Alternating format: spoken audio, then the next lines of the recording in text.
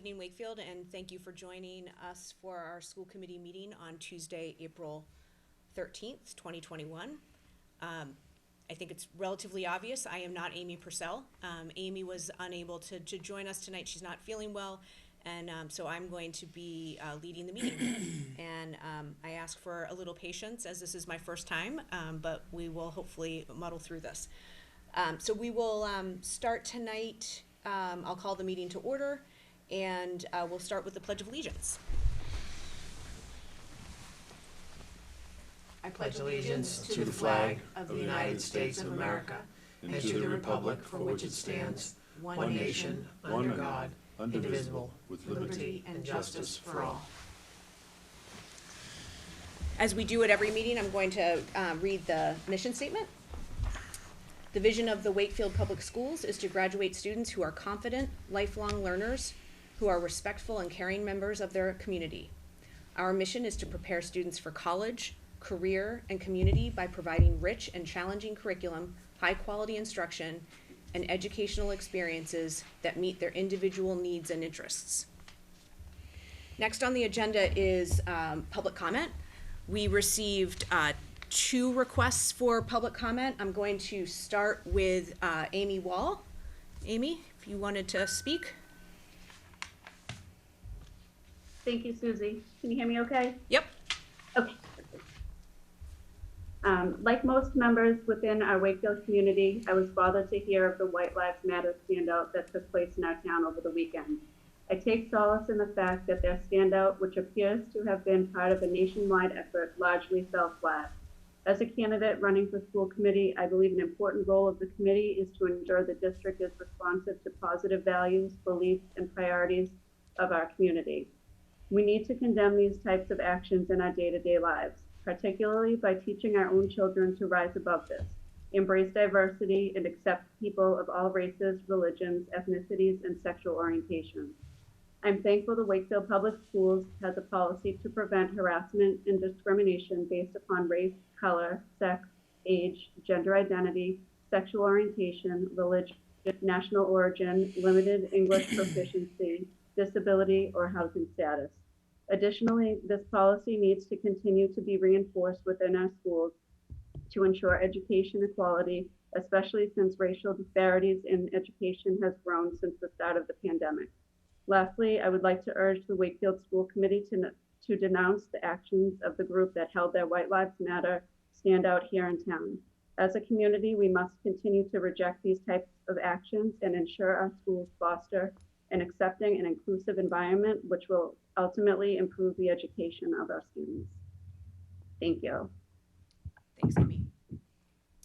We have a second person, Dan Lieber. I believe you asked to speak during public comment. Thank you very much.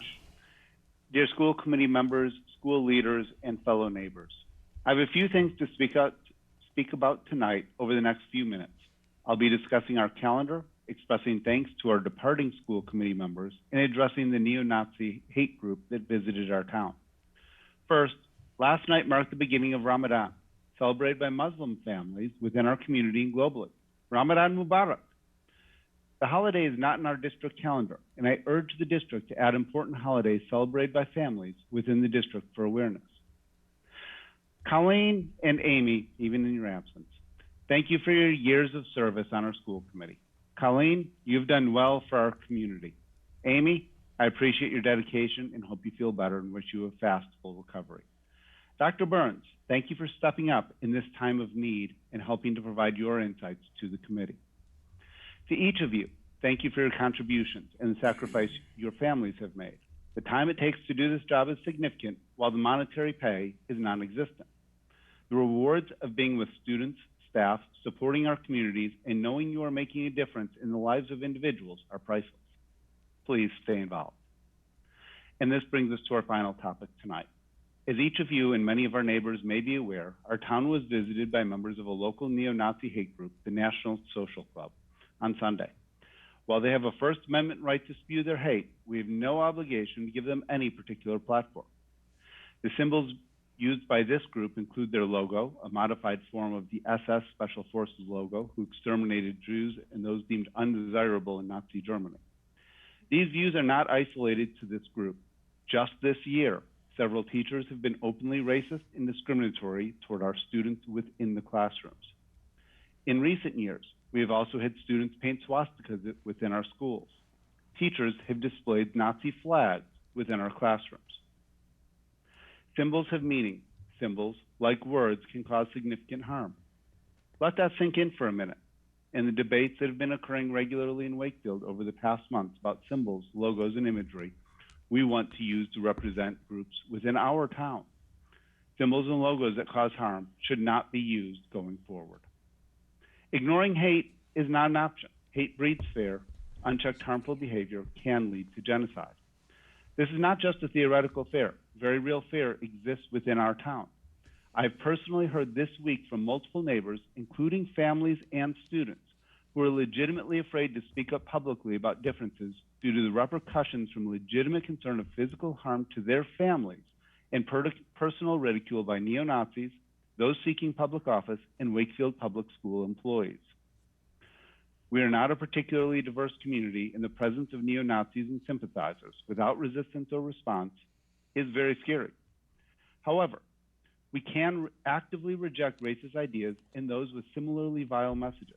We can actively support our neighbors, including those who have actual diversity of race, ethnicity, national origin, sexual orientation, religion, disability, and other protected classes. Our actions, individually and collectively, matter. We can make our community better, or we can make our community worse. Amy, even in your absence. Susie, Colleen, Greg, Darcy, Mike, and Tom, I ask each of you personally and in your official capacity to actively take meaningful action to support our neighbors, including those who are Black, Indigenous, people of color, and others who are marginalized and tokenized. You can even do so tonight at this meeting. Civil rights, including the right to feel safe in our community, are never supposed to be up for a vote. I urge each of you to support our Human Rights Commission in openly and directly supporting our neighbors and also condemning the views of those who embrace hate and sow distrust. Support Superintendent Lyons in promoting inclusion and active bystandership. As the signs throughout the Galvin Middle School and sprinkled throughout our community state, hate has no home here. Let it be known loud and clear. I look forward to seeing your actions tonight to work toward having our schools become the better, more inclusive, welcoming places where every student and every family can feel safe and respected. Thank you for your time. Thanks, Dan. Just a note, we will be, while it's not on the agenda, we will be talking a bit about Sunday's situation and how we want to kind of respond to it. So we will be talking about that a little bit later. But thank you both for your public comment. Anyone else on there have comments? Okay. With that, I'm going to move on to the next agenda item, which is our Student Advisory Council. And it looks like we've got Samantha and Sophia here to give us updates. Did either one of you want to go first? Yes, I can start. So regarding academics, so this is our second week in the full hybrid model, which, from what I've heard from, students and teachers, seems to be going pretty well and pretty smoothly. Report cards for term 3 will be uploaded into iPass tomorrow, April 14th. Regarding extracurriculars, percussion and color guard have started their modified winter season, which will run until the end of May. Sign-ups for the fall marching bands and color guard will begin by the end of this week. And in addition, the spring sports registration is now happening. And so I'll let Sophia.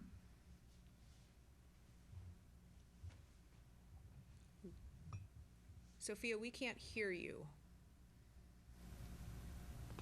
But she doesn't look like she... Nope. No. You're not muted.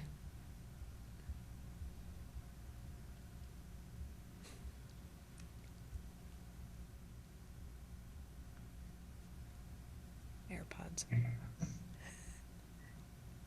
There we go. Oh, nope, still can't hear you. Thought we were going to be able to.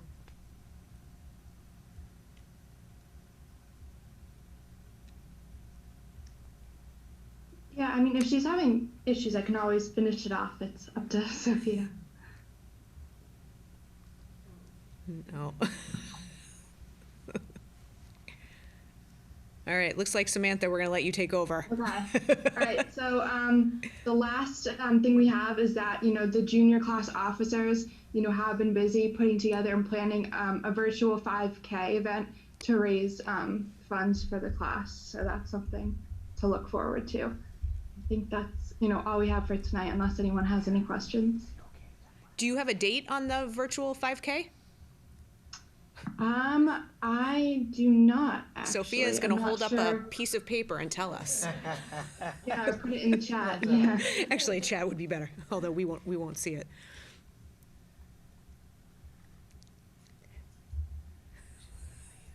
Oh, We will see it. oh, April we won't see it.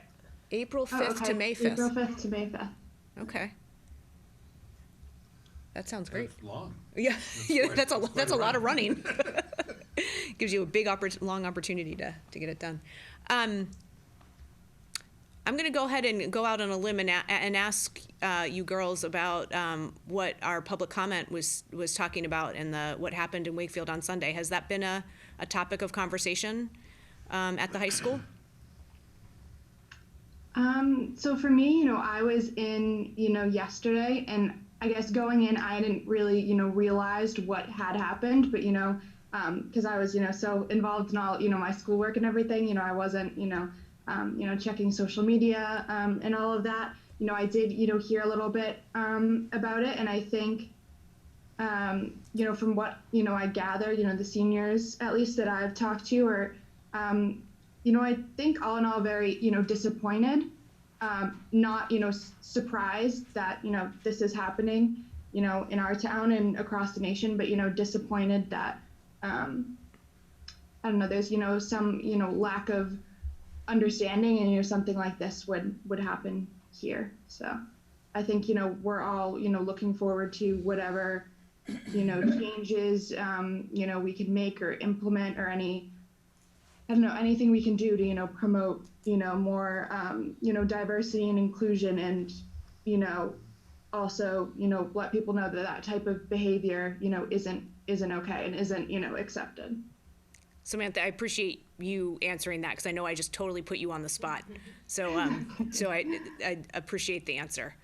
And Sophia, sorry that we weren't able to hear you. Susie, would you like me to, I have an email just to help the girls promote the 5K. I have an email with information. Do you want me to just read it? Because I know they're trying to promote the event. Yeah. If that would help. So an email went out. It says the junior class officers have been busy putting together and planning a virtual 5K. So that's why there's the date, to raise funds for the class. They shared a link for information. It says done at your own pace, on your own time, from any town, walking, running, jogging, alone with friends or family, whatever works. If you do participate, be sure to print your running bib and post a photo of your walk or run, and they have a hashtag for the class of 22. And the event is running now through mid-May. And then there's also an option for donations. So just a little more information. Does that thumbs up if that covers it? Okay. Perfect. Any questions from the committee for our advisory? Looks like none. Okay. Thanks, girls, for joining us tonight. Appreciate it. Thank you. Yeah, thank you. Thank you so much, girls. Okay. Next on the agenda is the consent agenda. Mike, are you going to take that tonight? Yeah, with Susie's inaugural trip up at the pedestal, I've agreed to take over the motion, and I'm sure it's a gaping hole in Susie's life, but somehow she'll hopefully be able to move forward. So here we go. We have a couple of broader motions. The first is to move that the school committee approve the minutes of the February 9th, 2021 school committee meeting and accept the minutes of the March 25th, 2021 school committee finance and facilities subcommittee meeting, the minutes of the March 31st, 2021 school committee policy and communications subcommittee meeting, and the minutes of the March 31st, 2021 school committee student services subcommittee meeting as presented. Second part of that motion is to move that the school committee vote to approve the executive session minutes of November 24th, 2020, and December 2nd, 2020, as presented to, and to withhold as confidential the minutes of both executive sessions, as the disclosure of these records may defeat the lawful purposes of the executive session. The school committee shall periodically review these executive session minutes to determine whether continued non-disclosure is warranted. Once disclosure would no longer defeat the purposes of the executive session, the school committee may release the minutes upon an affirmative vote at that time. Second. Motion made and seconded. Any discussion? Okay, seeing none, roll call vote. Judy? Ms. Baer, Yes? Mr. Markham, Yes. Ms. Guida, Yes. Mr. Boudreau, Yes? Dr. Burns, Yes. and Mr. Liakos. Yes. Okay. We'll move to budget items. Christine? Great. Good evening, everyone. Tonight is the financial reports from July 1st through March 31st. Can't believe it. And through all the expenditures and encumbrances through March, we're just over 93% spent and encumbered. So encumbrances means things, the payrolls and things that we know that we're purchasing from now until June. Oh, sorry. So that's the local budget. Our grants, we are spending down our COVID and our ESSER grants, which must be spent by June 30th. Those are on track. The revolving accounts, again, we're still monitoring the preschool tuition and Wakefield Academy. Again, those programs were slightly different this year than last year, but we're still on track to reconcile and to be in a good space for June 30th. But the last quarter of the year that's coming up, this is the quarter that we're sort of, we have to end well to start well. I'm quoting Doug Lyons. So we just need to make sure that we're reconciling and that we're looking at all our purchase orders and that we're in a good space. I'll just stop for any questions. No? Okay. Then the next item is the motion for the March payrolls. Mike, you got that? Yep, okay, ready to go? Okay. So move that the school committee approve payroll warrants 36 and 38 as presented. Second. Motion made and seconded. Any discussion? Seeing none, roll call. Ms. Baer, Yes? Mr. Markham, Yes. Ms. Guida, Yes. Mr. Boudreau, Yes? Dr. Burns, Yes. and Mr. Liakos. Yes. Oh, go ahead. And the next item, I can't believe it's that time, but we need to renew our intermunicipality agreement with Reading Public Schools for post-academy. This is a 3-year agreement between the town of Reading and the town of Wakefield to send students from both communities to the post program. We met twice with the superintendent of Reading and the business manager, Doug and I, and the special education directors from both communities. Basically, the agreement is a boilerplate from last time, just a few small tweaks about if we've made any improvements to the facilities, but both are this program is very important to both communities and to the students that go there, and so we're asking that you vote to renew the next 3 years for this agreement. Okay. All Is set there for the motion? Yeah, yep, there is a motion. Yep, go ahead, Mike. Okay, yep. Move that the school committee approve the post-academy inter-municipal agreement between Wakefield Public Schools and Reading Public Schools as presented. Second. Motion made and seconded. Any discussion? Go ahead, Tom. A question that may be a technicality, but it may actually be important at the end of the day. In looking at the agreement itself, which is in our packet, I believe the agreement is between the municipalities and not the school districts, as in the town of Reading and the town of Wakefield. That is correct. But it So I is think the approved, motion should, go ahead, I'm sorry. but I think it is approved by our committees, is that correct? It John? is. But the motion reads, it's an agreement between Wakefield Public Schools and Reading Public Schools. So you want to amend the motion or I restate would, it? well, because the town council, after we approve this, we're passing it along to the town council for their approval, thereby Yeah. giving it the auspice, if you will, of the town of Wakefield. I think Would you that's like me to probably reread the perhaps a motion? minor thing, but it probably is important at the end of the day. Okay. Should I reread the motion with that change? Will that be helpful? Please. Sure. Move that the school committee approve the post-academy intermunicipal agreement between the town of Wakefield and the town of Reading as presented. Second. Motion made and seconded. Any discussion? Seeing none. Judy, roll call? Ms. Baer, Yes. Mr. Markham, Yes. Ms. Guida, Yes. Mr. Boudreau, Yes? Dr. Burns, Yes. Mr. Liakos. Yes. Christine, I think Great. we've got one more. One more item for business. We have two gifts to accept tonight. The first one is a $500 anonymous gift to support curriculum for Indigenous people. And the second gift is from Silk Abstract.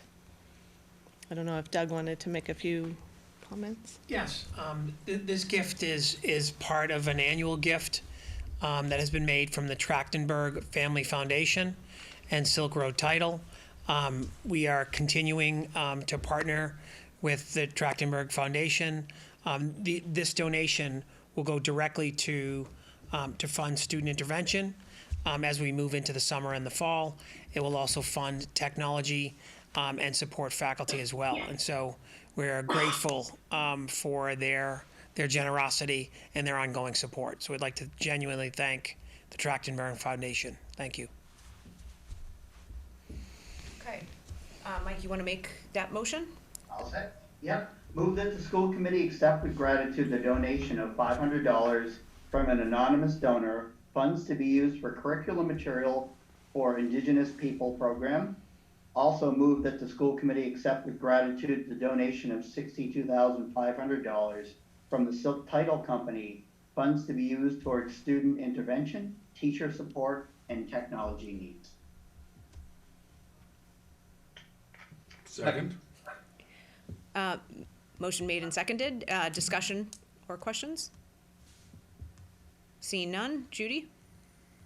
Ms. Baer, Yes. Mr. Markham, Yes. Ms. Guida, Yes. Mr. Boudreau, Yes? Dr. Burns, Yes. Mr. Liakos. Yes. Before we move on, I probably should have said this during the discussion part before we did the roll call.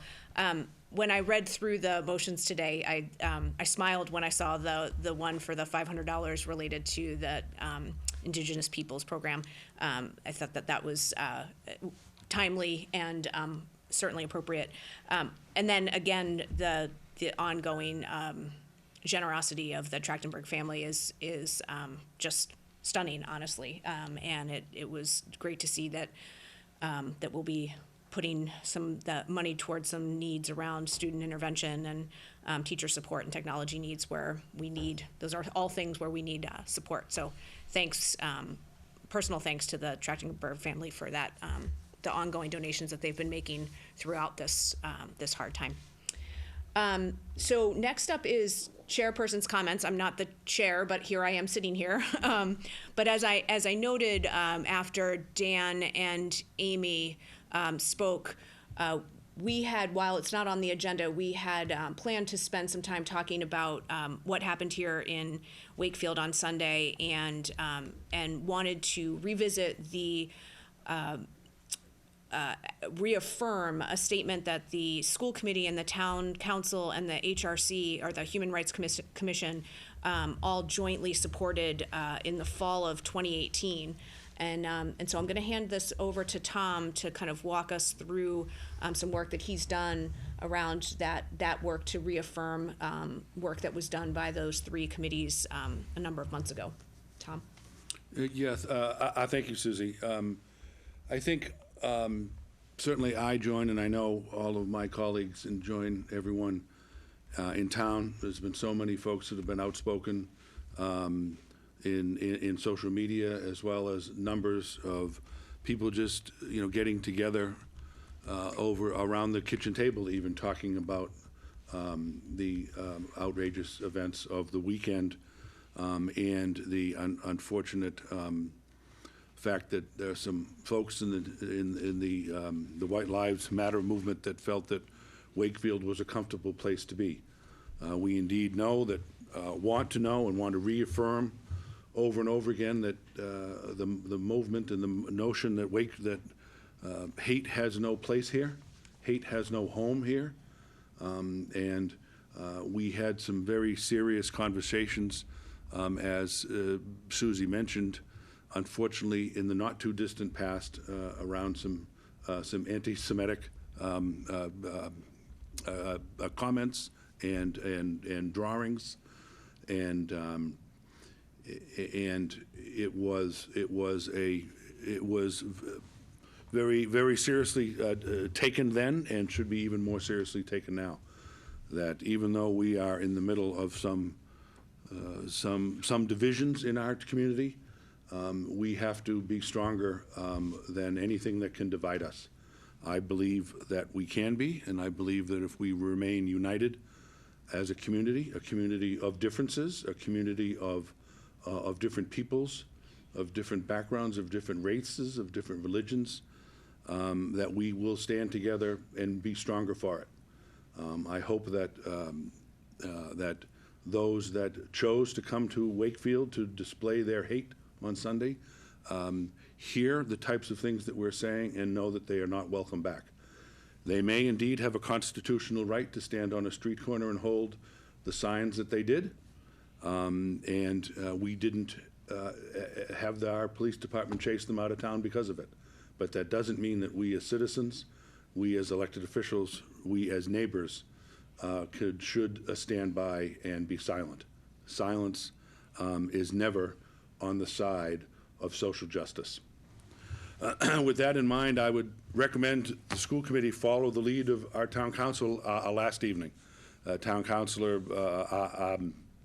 Jonathan Chimes prepared and read a reaffirming a proclamation that harkens back to the work that we had done in 2018.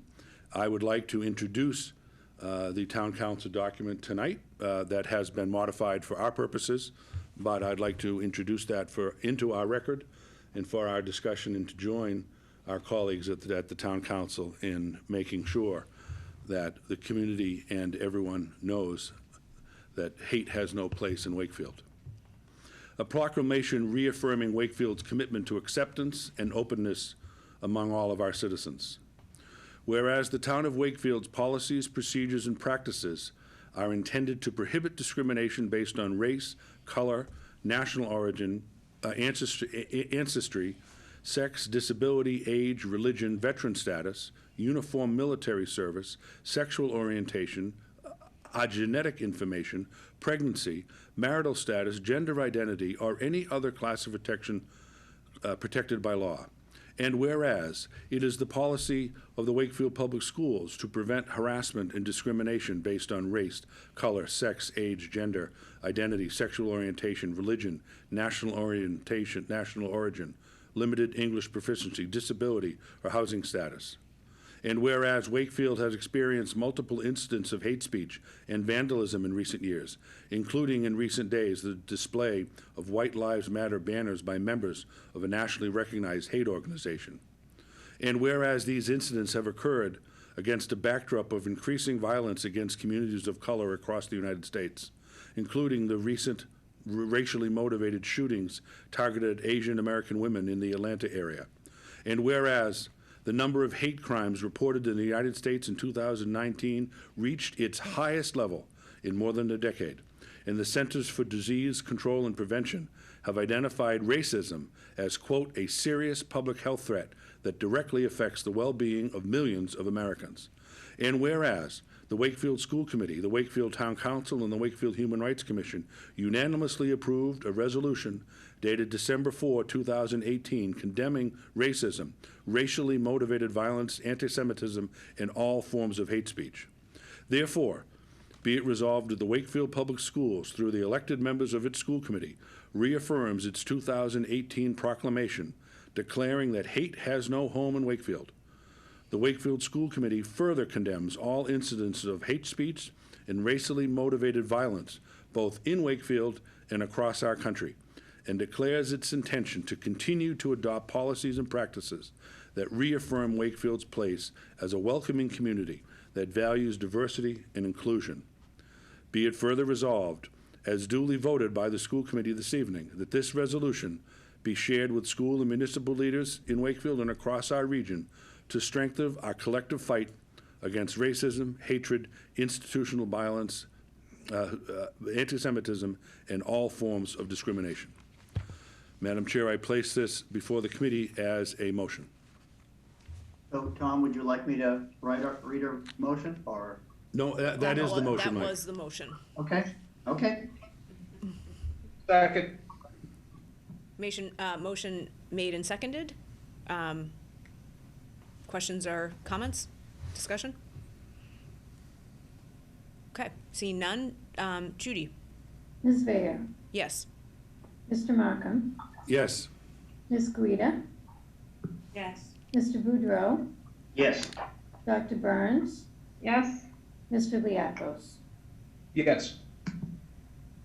Tom, thank you for putting that together and for reading it. Thank you. Thank you all. I have no other comments for chairperson's comments, so I will pass it off to you, Doug.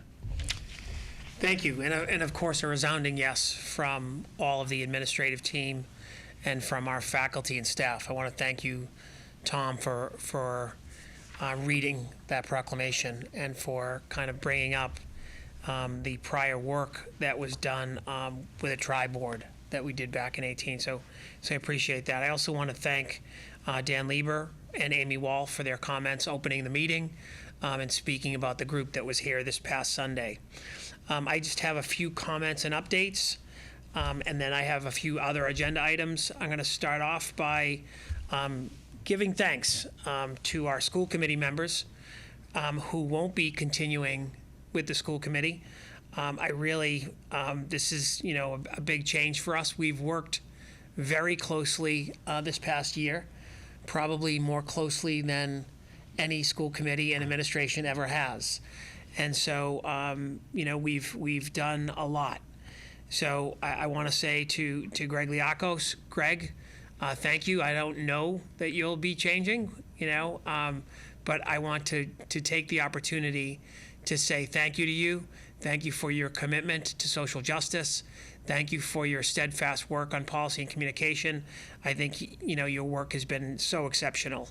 To Darcy, you jumped in late in the committee here, and your work on all of the subcommittees, and especially your work in helping us with literacy in our intervention model, I think has really made us better. And I look forward to kind of working with you and continuing that relationship.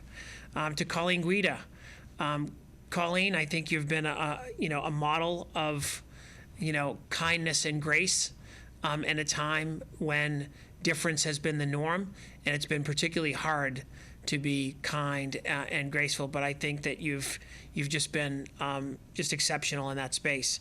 And I especially want to thank Amy Purcell, our chair, to do this work, to do board service, to do community work like this on a committee.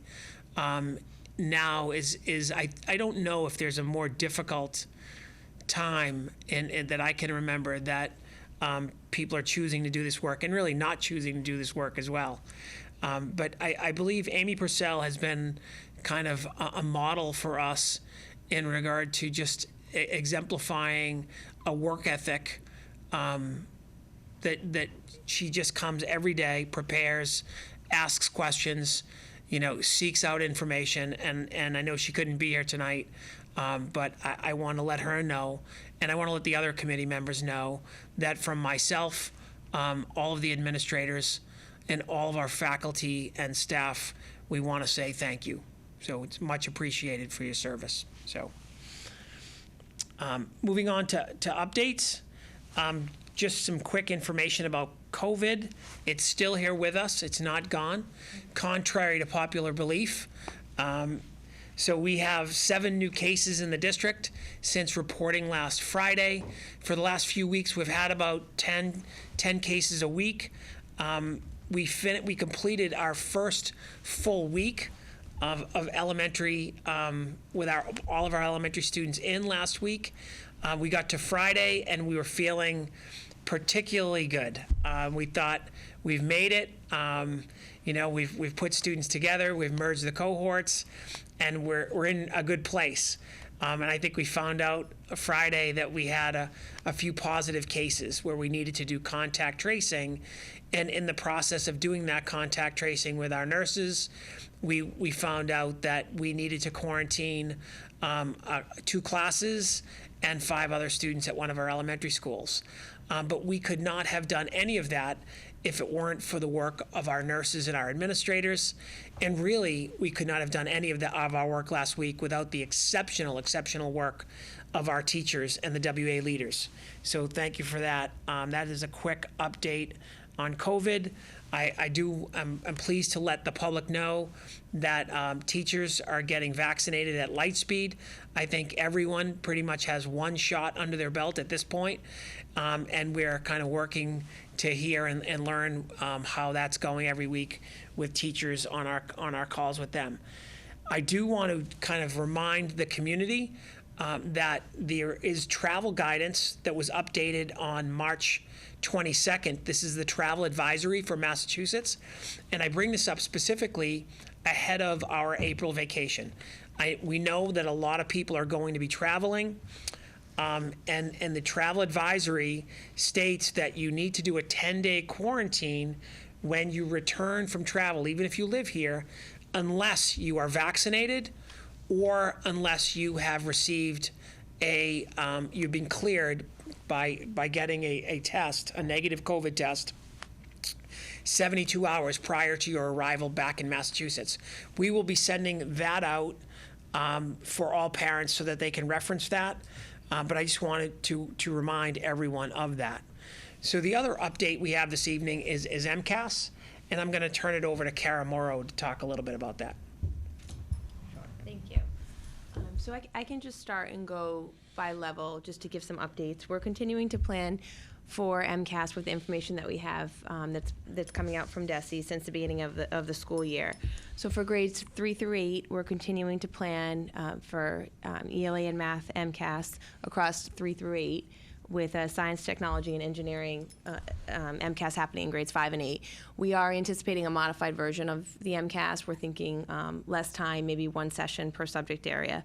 And there is recent guidance that allows a pushback on timelines. So we will be looking at the elementary. We're thinking about planning testing that after Memorial Day, really into like the first week of June. That also kind of offsets our in-district spring assessments that we have planned out at the elementary level. At our high school level, grade 9 bio is still slated to happen. Grade 10 ELA and math is still slated to happen. Recently, the recent guidance that still has yet to be board approved, I believe that meeting is on April 20th for the board approval, but they did make grade 11 MCAS optional. And really, so I think the way we're looking at it is it really comes down to people opting in to take MCAS for 11th grade. There is not a requirement for 11th graders to take the MCAS as a graduation requirement. The reason why students might opt in would be to qualify for the Adams and Koplik scholarships. So I know Principal McLeod and her team are looking to put out communication to families to speak more about that and get a sense of how many students we have who would want to opt into that testing. The other piece is just the students who are 10th graders this year were 9th graders last year, class of 2023. The science MCAS will not be a requirement for that class, but they will, all other assessments are slated to happen, pending any future guidance or changes. You never know. We're taking the information as it comes in and planning accordingly. And then I think the other big piece of guidance is the option to offer families to take the MCAS remotely if they choose that. So there will be an option for students who have been remote all year to take that MCAS in a remote structure, and there will be training offered to administration and test administrators, and then there's some tech guidance as well along with that.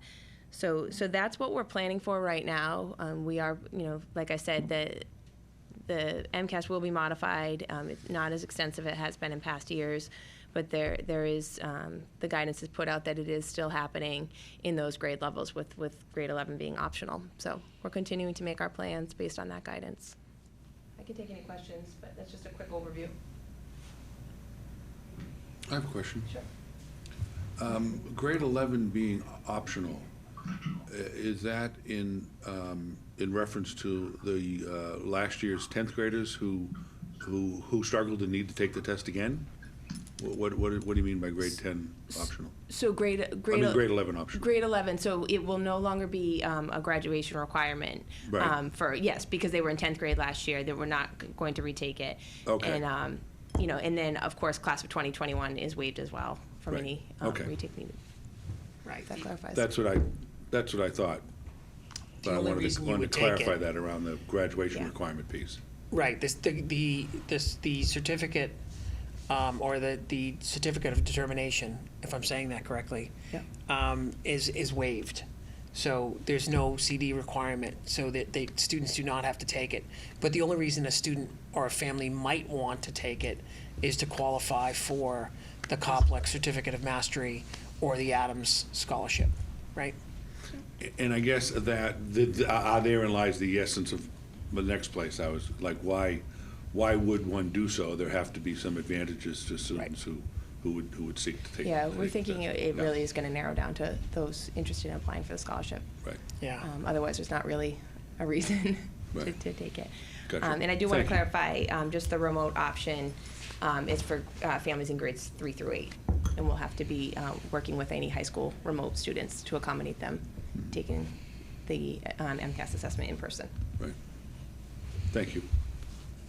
Tara, I had a question for you. Yeah. So I'm sorry, Greg, go first. You had your hand up. I apologize. Just real fast. So I know on the 20th, they're going to discuss whether juniors are required to take the MCAS. Right. Has there been any discussion at the state level about whether younger children would be required to take the MCAS this year as well, or has it only been the juniors? I think there's a lot of talk across, I think, districts, across just educational groups in general around the value of MCAS this year. But as far as DESE is concerned and what they've put out, they have since the beginning of the year put out guidance that there will be MCAS assessment expectations for 3 through 8, and then the high school that I spoke about. So as of yet, we don't have anything to say that testing won't take place, but you never know. I think a lot could happen between now. They have a couple of times pushed back the testing window. So, I think a lot could happen between now and early June, but we're just trying to plan for every scenario. And as of right now, we're told that MCAS is happening in the way I just described, and then we're planning accordingly. But of course, if guidance changes, we would adjust. If that answers your question, Mike, is that helpful? Okay. Yep, that's good. All set. Sorry, Greg. No, that's okay. Susie, do you mind? No, go ahead. Entertaining? Yep, go ahead. Okay. Yeah, so I was going to bring up my draft resolution later in the context of the subcommittee, Policy and Communications Subcommittee report. But Susie, with your permission, do you mind if I just read the resolution that I put forward, school committee? Sure, please. Okay, great, thank you. So this is an adaptation of a resolution that the Massachusetts Association of School Committees put forward And earlier in response to Mcas, before the most recent ruling that, as Kara said, has not been approved by the Board of Elementary and Secondary Education yet. So I'll just read it aloud and just very quickly summarize why I think it's important for us to adopt this. So Mcas and high stakes testing, whereas the COVID-19 pandemic has negatively and disproportionately affected students with learning disabilities, students of lower socioeconomic status, students learning English as a second language, and students who identify as Black, Indigenous, and persons of color. And whereas the social and emotional trauma, both individually and collectively, has yet to be truly realized in the students who have experienced the shutdown of their local school buildings and separations from their peers and supportive adults, and whereas the students of Wakefield have already missed valuable face-to-face instructional opportunities with their teachers and would benefit from focusing on those important instructional opportunities and social emotional supports. Therefore, be it resolved that the Wakefield School Committee calls for a moratorium on all high-stakes testing for the 2020-2021 school year, so all students can benefit from their time being focused on direct instruction. So that's the resolution that I wanted to put before you. Notwithstanding the preparation that Kara and Doug and their team are rightly engaged in, I think it's important for us to make this statement for two principal reasons. Number one, the standardized testing, even in a good year, has limited value for teachers and students. This year, in my opinion, it has almost no value. I trust our teachers and our staff to be able to evaluate what students are going to need to recover in all the areas that they're going to be focused on when we get everybody back in school full-time. And I just don't think this is a good optimal use of student time and teacher time. So for those reasons, I put this forward for your consideration. Thank you. Do we need was that a motion, Greg, or yes? No? Yes, so do we have a second? I'll second. Discussion? Go ahead, Tom. Thank you. So Greg, a question as part of discussion. You had mentioned earlier that this was an adaptation of some wording coming out of Mass Association of School Committees. Can you speak a little bit about that? Is this taking on some spring around the state? Yes. Is this? Yes, can you speak sort of the backdrop to this? Sure. Yeah. Other school committees have adopted versions of this resolution across the state. Many of them did it before this most recent directive from the Commissioner of Elementary and Secondary Education, when there was a belief that there still could have been the requirement, the graduation requirement around the high school MCAS, English Language Arts and Math. So I took that out, believing that the Board of Elementary and Secondary Education is going to approve that provision. Talked to Doug and the subcommittee about that, and focused on the broader issue of standardized testing and across grades. Yeah, thank you. I think, so first of all, thanks, Greg, for bringing this forward into the policy subcommittee for thinking about it and for bringing it forward too. I think it actually makes a lot of sense. I'm not sure that the commissioner and the Department of Education is going to change their point of view, even if all school committees in the Commonwealth banded together. But regardless of that, I think it makes a lot of sense when we're talking about a very challenging year now that have been extraordinarily difficult for students, for families, for educators, and to put this type of pressure in a good year, MCAS, in the time of administrating MCAS, is a lot of demands on the district, a lot of demands on the staff, a lot of demands on the students. A lot of high anxiety times. I think we've had numerous conversations around this table in the last 6 months and longer about social emotional concerns and that kids are going through, never mind, frankly, the type of frustrations and anxieties that our staff are feeling. So I think this is exactly the type of thing that probably would be a nice relief valve from families and students to really focus on what limited time they actually are going to get in full-time classrooms in the next 7 or 8 weeks. So again, I thank you for bringing this forward, Greg, and I'm prepared to support it. Thank you. Thanks, Todd. Darcy?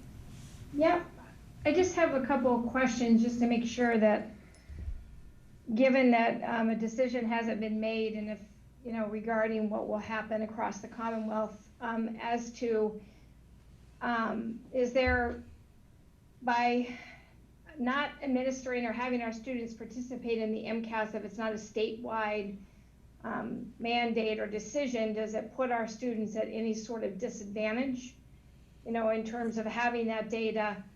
And then also, if there is any chance that any state monies and federal money that's coming to the states, if we're learning loss, if they aren't going to tie that to the one standardized testing data that we have across the state, given the fact that there's no other informal universal screener progress monitoring tools that are consistent across all of the communities.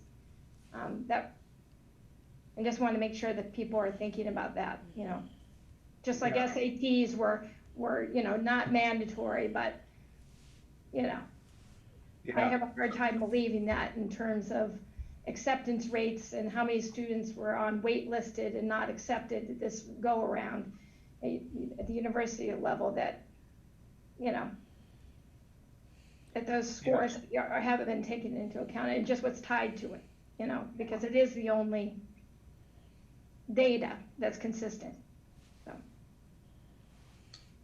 Right, so to your first question, Darcy, we have no legal authority to, as a school committee, I don't believe, to, stop MCAS testing.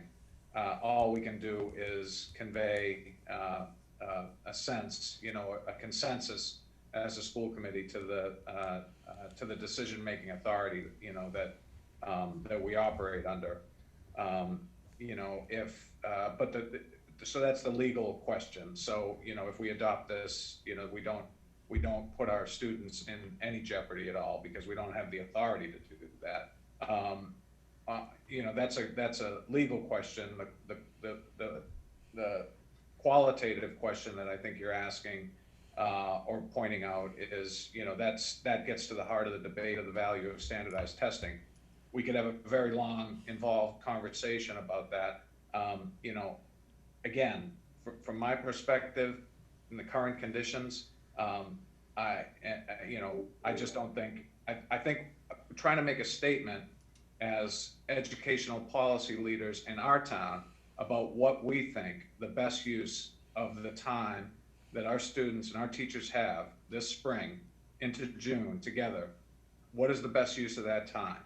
And to me, taking standardized tests is far from the best use of that time. And I think that's the essence of this statement. Mike? Yeah, so I don't disagree with what Tom said a little bit earlier. This will likely be probably more of a symbolic gesture, because I agree. I don't think the state is going to probably change their mind based on what they believe is going to take place. And I don't know, moratorium. One thought I had, and maybe it's off kilter, is could we do something that's more of an optional basis, sort of an MCAS, or is it more of an all or nothing? And that maybe it's just not practical to provide options. I'm just curious if anybody has any insight on that.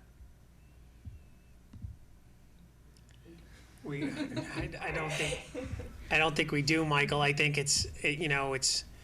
I think it's all or nothing, right? And so I don't know if we can opt into math and not English. I think it's if you're in, you're in generally. is how we've done it in the past. You know, there is talk among the superintendent's organizations of proposing that the scores be embargoed as they have been in the past. You know, when park testing came about, and I'm dating myself now, but when park testing came out and they were piloted, what they did is they did not release the scores. And they said, you know, the scores will be basically given back to the districts so that they can use it as a diagnostic tool, which is what Darcy was describing, right? And so the idea of making these scores public so that we can kind of, you know, shame students or pit one student group against another student group is really a remarkably unappealing conversation for all of the reasons that Greg has just pointed out. And so there's many sides to this. But, you know, I think that there's going to be more information forthcoming from the superintendent roundtables, both on the North Shore and in the Middlesex League on this. But we'll go from there. Could I ask one more question? Sure. I always look at these issues like what's the upside and what's the downside. So as we look at this resolution, I guess I kind of understand the upside. We potentially might influence the state in their decision, but I'm sort of curious what we see as the downsides of being party of this resolution, if there are any. Well, I think Darcy raised the concern about could there be any repercussions from a state funding perspective. I don't know if anybody has a sense of that. Doesn't Yeah. feel like it. I'm sorry. Go ahead, Tom. No, I was just going to comment on Darcy's statement around funding, because obviously we need to be, you know, keenly attentive to things like that. The resolution, as I understand it, and as Greg's explained it now twice, certainly gives us no authority whatsoever to do anything exclusively in Wakefield. It is to join our colleagues in school committees around the state to share an opinion on if we think Mcas is going to be of value this year, and if not, ask the commissioner to not offer or not require it, right? That's what the resolution is asking. So if the commissioner were to then say, okay, Wakefield School Committee doesn't want to do this, so we shouldn't, right? If the commissioner waves his magic wand and doesn't require MCAS, then what comes with that is there's no penalty for not taking MCAS. So even if there were to be some money attached to a grant or an entitlement or a low-scoring entity, we would obviously not be penalized because the commissioner waived the obligation to take the test in the first place. But I think it's an incredibly great question, Darcy, because those are the things that I think people want to make sure that we are paying attention to, and that we sort of flush through that set of dominoes as they trickle down. If there were any risk to funding whatsoever, or if this weren't a pandemic year, starting with what happened last spring, and now we're still in motion.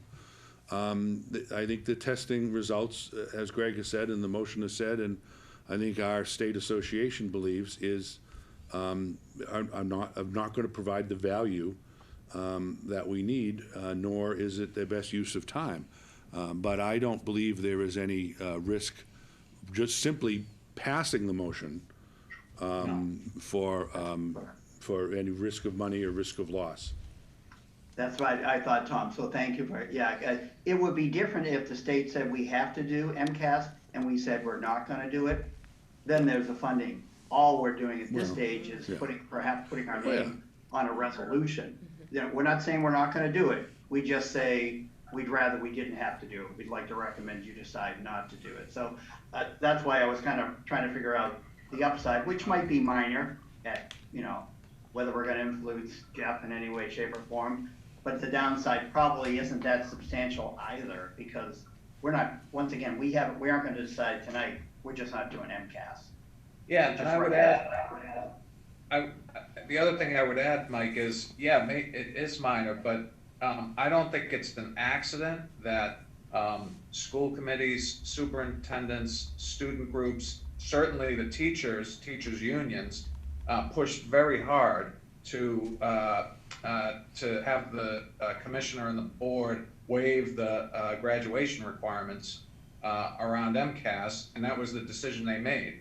They made that decision because of collective voice of people in the education community. And if we can add our voice to take that one step further, you know, I think that's an important gesture.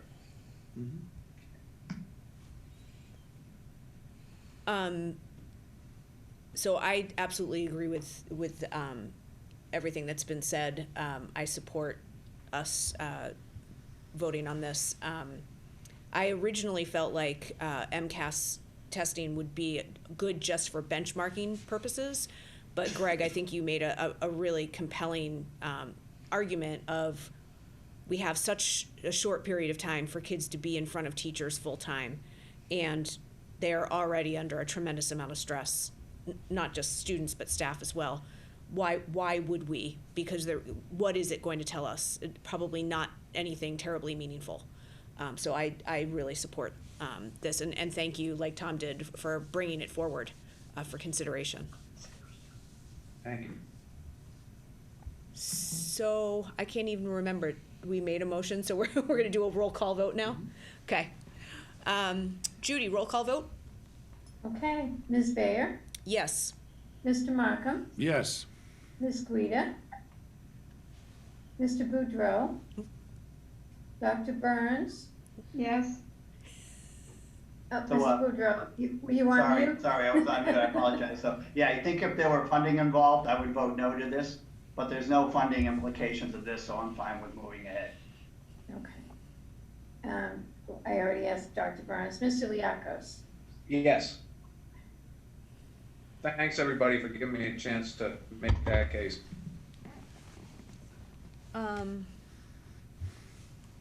Back to you. Thank you, Sam.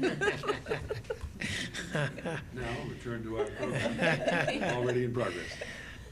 Thank you very much. I just have a few words about the savings bank. I would like, it's really an honor for me to recognize the fact that a week ago today, on April 6th, the exact date was April 6th, 1981. It's been 40 years since the inception of the first educational savings branch installed at a high school, and that's at Wakefield Memorial High School. The savings bank worked with the Wakefield Public Schools 40 years ago and installed the first ever student-run branch, or the educational savings branch here at Wakefield Memorial High School. And so it is a demonstration of their commitment not only to the community and to education, but also to financial literacy. In recognition of the 40-year announcement, Rep. Wong was here, and Superintendent Mayo, retired Superintendent Mayo, was here. Steve's dad was here a week ago to meet kind of members of our legislative team and to get proclamations and acclaim from the state for the savings bank's work in the area of education and financial literacy. And we do not want to miss an opportunity to say thank you to the savings bank for their continued support and efforts over the years. We really appreciate it. And so the next item on my agenda is the special education director. This evening, I will be recommending to the committee the appointment of Rosemary Galvin. And so after about 6, almost 7 weeks of interviewing, reviewing resumes, getting teams together, and doing two rounds of interviews, we have a candidate, a finalist that we would like to move forward to the school committee for appointment as the new special education director of the Wakefield Public Schools. The school committee appoints the superintendent, is responsible for appointing the school business administrator and also the director of special education.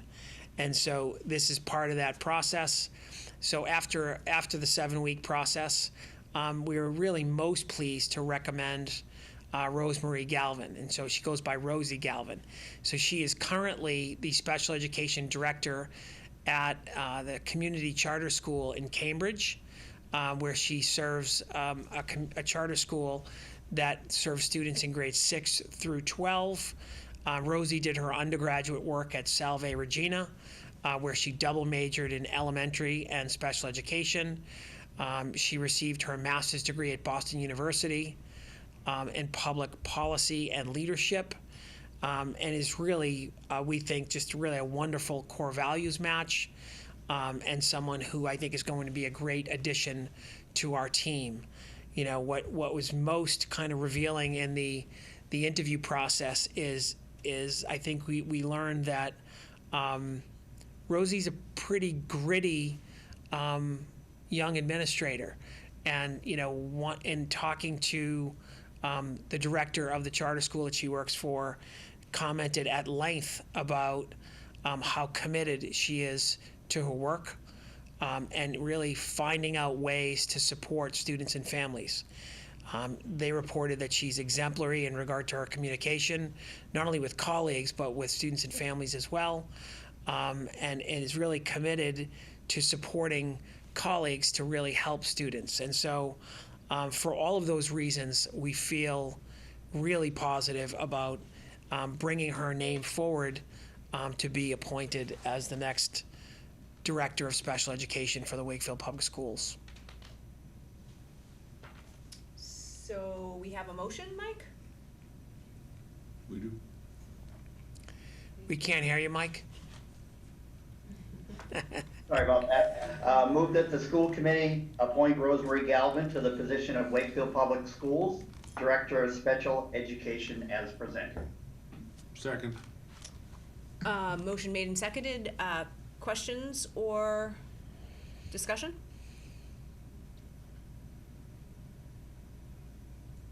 Greg?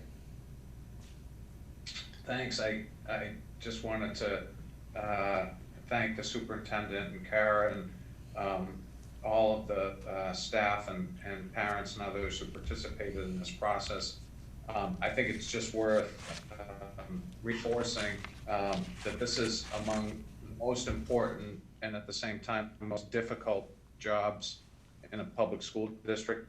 And it's especially important now as we really look deeply at our special education program and our services, approaching with this approval of the budget, long-term special education plan for the district that will give us a unique opportunity to dig deeply into what's working and to what's not. And her ability to shape that under Doug's and Kara's tutelage, I think will have a profound impact on the future of this district. So I really just wanted to emphasize how important this position was and thank all those who participated in this process. Thank you. Thanks. Anyone else? Okay. Roll call vote. Judy? Ms. Vega, Yes. Mr. Markham, Yes. Ms. Guida, Yes. Mr. Boudreau, Yes. Dr. Burns, Yes, Mr. Liakos. Yes. Okay. One more thing. And the last item on our agenda is just a very quick update on student learning time. And so as I shared earlier, our elementary schools are back. We've merged cohorts and we are now in week 2. We've received several email really thanking us and thanking mostly teachers for their flexibility and their work to get everyone back. And so, and from our perspective, we need to thank our principals as well. And so we're in week 2, and we feel like we're progressing each day. We're getting a little bit better each day. We welcome back our middle school students for a full return on April 26th. And as our student ambassadors shared earlier, they shared at the high school they're back full days, but the high school will be back to a full in-person schedule on May 3rd. So we're looking forward to all of those dates as milestones and steps in the process of us getting fully back. And you heard Christine say earlier, we keep thinking, we have to end well just to start well, right? So it's our goal to have everyone in, and we've gotten questions about, is it worth getting students in at the end of the year to return to a full-time schedule? And we think it absolutely is. We think it's symbolic. It's really an effort to kind of start to end or start to transition away from and back to our schedules as we have known them in the past. So I don't know if you want to add anything, Kara? I think you covered it. Yeah, it's been just a huge effort. Teachers, staff, principals, central office, all really working well together to make this happen. So I echo what Doug said. Really proud of the team and all of the efforts. Yes, and we're pleased. The WEA leadership group has been instrumental in helping us get back to our in-person schedule. We were working with them earlier tonight, and we have just completed a tentative agreement for our memorandum of agreement that will guide our work for the remainder of the year. So thank you to them as well. And that's it from us this evening. Any questions for Doug? I know I have one. I was just wondering, how smoothly did day one and day two go in the elementary schools? Or what, I kind of wondered if there was going to be just utter chaos because all the kids were like, "Oh my God, all of my friends are here!" Right? And would they be able to handle the protocols that they needed to follow? Yeah, I mean, I think from what we heard, it went just really smoothly, as smooth as it could go. Not to say that there aren't tweaks that could be made at every building. I think, from the principal's point of view, lunch was probably their biggest stressor, just trying to make sure that went well and was smooth and safe for all. But I think even that, with the large, they've really taken full advantage of all the space they have to spread kids out. But I think it really did. I think the kids are unbelievable. They're so resilient. The teachers took the time to really set up their classrooms and, plan and prepare so that they were ready for day one. They've been, really thinking about just different management strategies and classroom setup. Bob Shirley and, Christine were phenomenal, just getting everybody what they need for furniture and supplies. So, so I think, it wasn't perfect, but. Probably a little. Yeah. Oh, I did see a little bit of social media buzz on the bus routes. Yeah. Just be patient. And the first day was a little rocky, but we've had to adjust the routes multiple times this year. I can't say enough about Deirdre and the transportation department, and partnering with NRT. They've been phenomenal. It's great. Yeah, no, I think that we had a little adjustments with transportation. We did have some family adjustments with schedules. We did have a dad dropping off in the afternoon, not realizing that the schedule had changed and he probably should have dropped off in the morning. And we think he's going to have some explaining to do at dinner that night. But, but with the exception of that, I think, the adjustments are small. Whenever we start, there's always kind of changes, and one of our classroom teachers said and described to us on one of our calls, this is like our first day or our third first day of the year. Yeah. And they're not wrong. Right. It is a new change, a new schedule. And if you had to list all of the changes that our faculty and staff and our administrators have had to go through this year, and if you had described this on the front side of the work that we would be doing, I don't think anyone would have believed you, right? But they've They've been amazing. And, you know, like Kara said, our kids are so resilient. They're probably a little more tired on Friday than they had a little bit longer in the day, but yeah, they handled it great overall. That's great. Good to hear. But that's it from us. Okay. Subcommittee reports. I realized about 5 minutes ago that Amy's not here to give the finance subcommittee report. I have my notes in here. I'm going to try, and then you can jump in. Sure. Okay.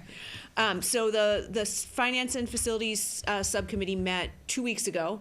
We're going to be meeting again this Thursday. So on April 1st we met. We had 3 or 4 members of FinCom join us that day, and it was an extra long meeting. We had a lot to talk about, but the FinCom folks came and we had good discussion about kind of the ongoing process of getting the budget in front of that group and kind of approved by that group, and getting some very specific questions answered so that they could feel like they were going in and representing our budget well. We talked a bit about the OPM interviewers for our interviews that were happening. I know since then the Permanent Building Committee has chosen made their choice, but we were talking a little bit about that, and there was a meeting that night where that decision was going to be made. We talked a bit about just growth in the community and the impact that it has on schools, and the fact that we're running low on space at the elementary level. And we talked a bit about the American Rescue Plan and the money that we expect to be kind of heading into town and into the schools, but without real guidance at this point about how and when that money can be used. There's nothing kind of super definitive to talk about in the context of that yet, but we know it's coming. And I think that was the extent of my notes. Do you remember anything else, Tom? Any other comments that you want to make about that? No, I think you've covered it well. The only thing I might put a point on for those at home listening is your comments in the center around the Permanent Building Committee have to do with the with the new high school project. With the high school, I didn't say the high school. So sorry. just for context of that we spent a lot of time talking about the new high school project. Yeah. Yeah, that's, I think people can't hear that enough. We're continuing to make progress to build a new high school. Yep. That's right. That was the next big milestone, and it's now happened. And Right. One more milestone. Check. And in fact, the MSBA approves that choice coming up in the beginning of May. Correct. Correct. I think it's like the May 4th Correct. meeting. They'll approve our project manager. Right. Right, the which is the OPM next step before we start feasibility. Right.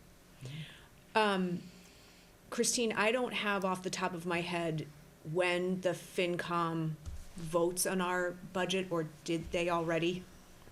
Have they reviewed it and voted on it? I think that was gonna be this week. Okay. They did. They voted all budgets. Yeah. They did. Oh, so They did. so we're done. We're done. Yeah. They're done. So they voted in favor of. Yep. They the voted budget to that recommend. we- Yes. Great. Okay. Perfect. And Doug and I also presented to town council as well. Okay.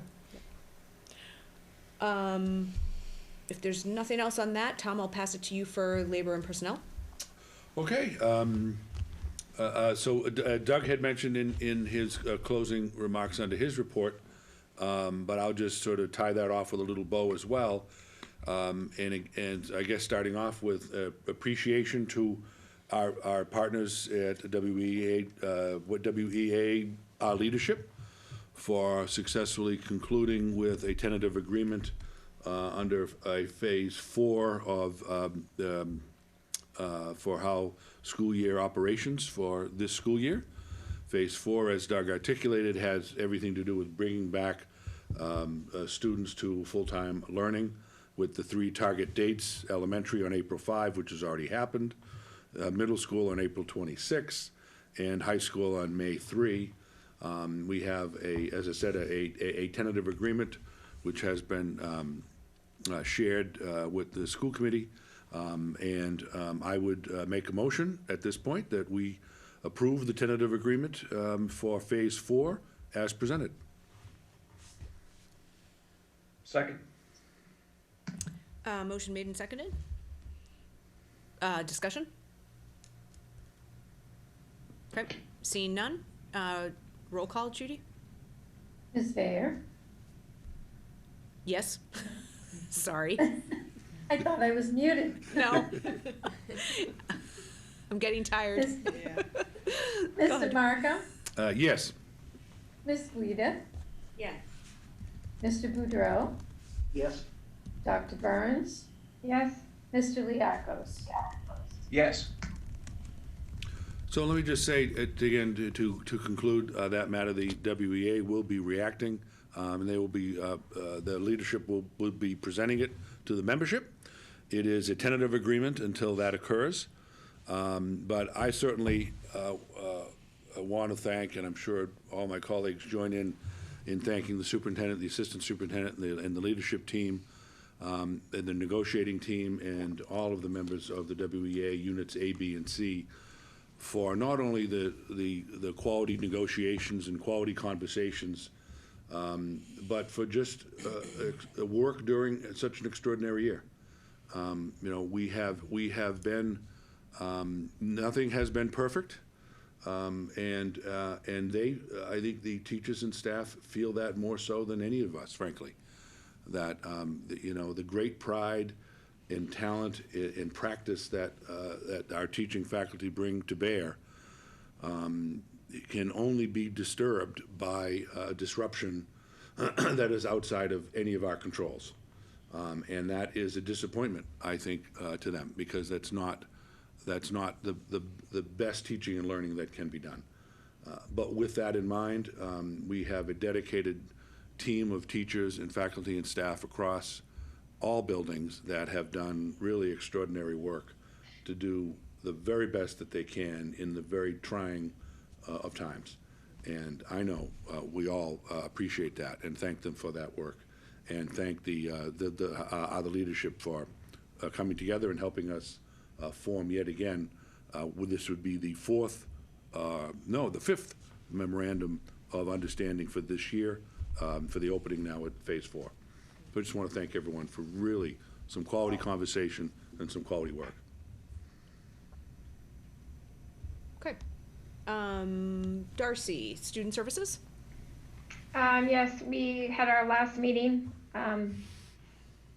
for this round and discussed the appointment, the candidates for the special education director, and then also Doug provided an update on the intervention program that's happening at the elementary school, addressing learning loss. Okay. Colleen, Policy and Communications? Thank you, Susie. Yes, so we met last Friday, hoping to squeeze in one more policy and communications subcommittee meeting before things, you know, we have change in committeeship, I guess you could call it, leadership. So hopefully we'll be meeting again to, we talked about the importance of like being ready to transition to our next, you know, committee members and subcommittee members. And so we'd like to leave some sort of a, you know, working document that informs the next subcommittees, and maybe something that we can, as a full committee, sort of commit to. There's a lot of work being done on all our subcommittees, and then just sort of hand that off in a more transition type style way to guide the next subcommittee members. And we also, Greg, I wanted to thank you for your motion for a resolution earlier. We had talked about it in our last subcommittee meeting, and I really appreciate you drafting that and then presenting it to all of us tonight. And thirdly, we have, I'd like to just sort of, I know on our agenda we have a motion. Sorry, I'm trying to get my phone so I can read the resolution. Is that unlock? Okay, sorry. We have a motion for acceptance of the presented resolution, which our committee members were able to read over and review. And there was also an agenda item for approval of a policy, but at this time we've decided not to put that motion into play right now, and just sort of let the resolution be a framework and a guide to inform the next steps in a future policy. So with that being said, I wanted to make a motion to present the resolution for the honoring of Native American culture in the Wakefield Public Schools. Second. Motion made and seconded. Discussion? Mike? Pauline, did you want to talk first? I'm sorry. No, that's okay. Oh, I saw you raise your hand. So I have a lot of comments, so I'm sure that makes Susie really happy because she's probably on vapors right now. And I'm not quite sure how to start it. So I guess I just need to kind of understand what was the intended purpose of this resolution. So Greg, Colleen, Darcy, if you kind of just give me some insight as to what the purpose of this document itself was versus the policy. So we don't have a policy as of right now. We, in working and having conversation and collaborating on this resolution, we don't feel like we're at the point to create a policy and what that, and really there's not a lot of guiding policies right now around this. Most districts have presented resolutions to sort of guide the work that we hope to move forward. So the intention of the resolution is to guide the next steps in the process of the retirement of our Native American imagery and our logo. And in order to define and support the steps to do that, we wanted to make sure that it was defined, and that we addressed some conversations that also came out in our community, right? Concerns that we heard from our students, our staff, our community members, the students and staff in our district. So we try to address those things in the resolution as well, so that it is more of the guide to go forward. So I don't know if that answers your question, Mike, but that is the intention of this, is that we know that there's work to do going forward, and it guides the administration, superintendent, and the leaders in the district on how to move forward. Greg or Darcy, any thoughts before I kind of jump into my commentary?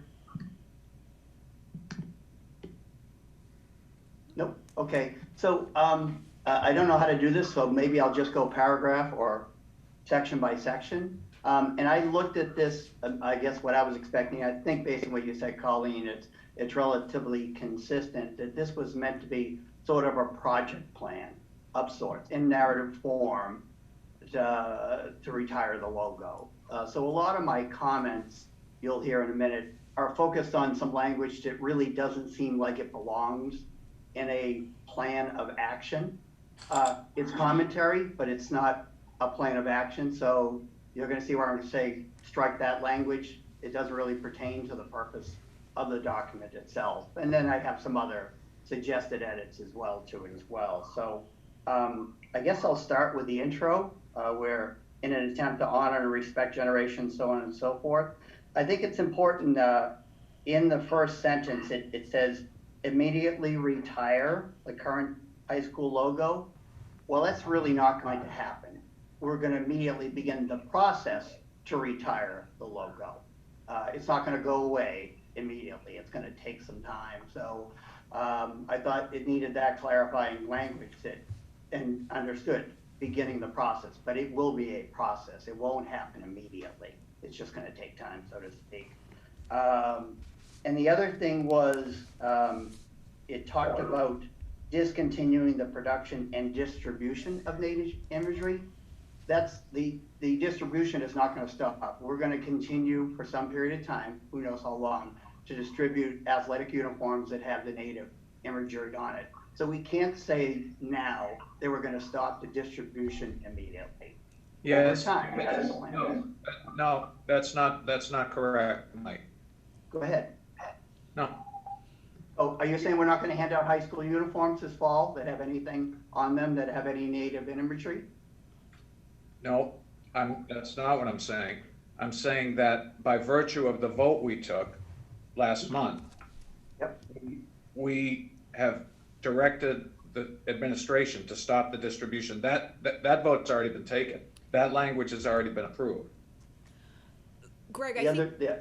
I don't think you're catching my point. Go ahead, Susie. Yeah, I think the question, and we never did get to have this conversation as a committee. which is the how this is going to happen over time. And the expectation that, are we going to replace all uniforms for the fall, or are we going to replace uniforms as they need to be replaced? Like we've talked about, ripping out the logo on the field, taking it off the courts.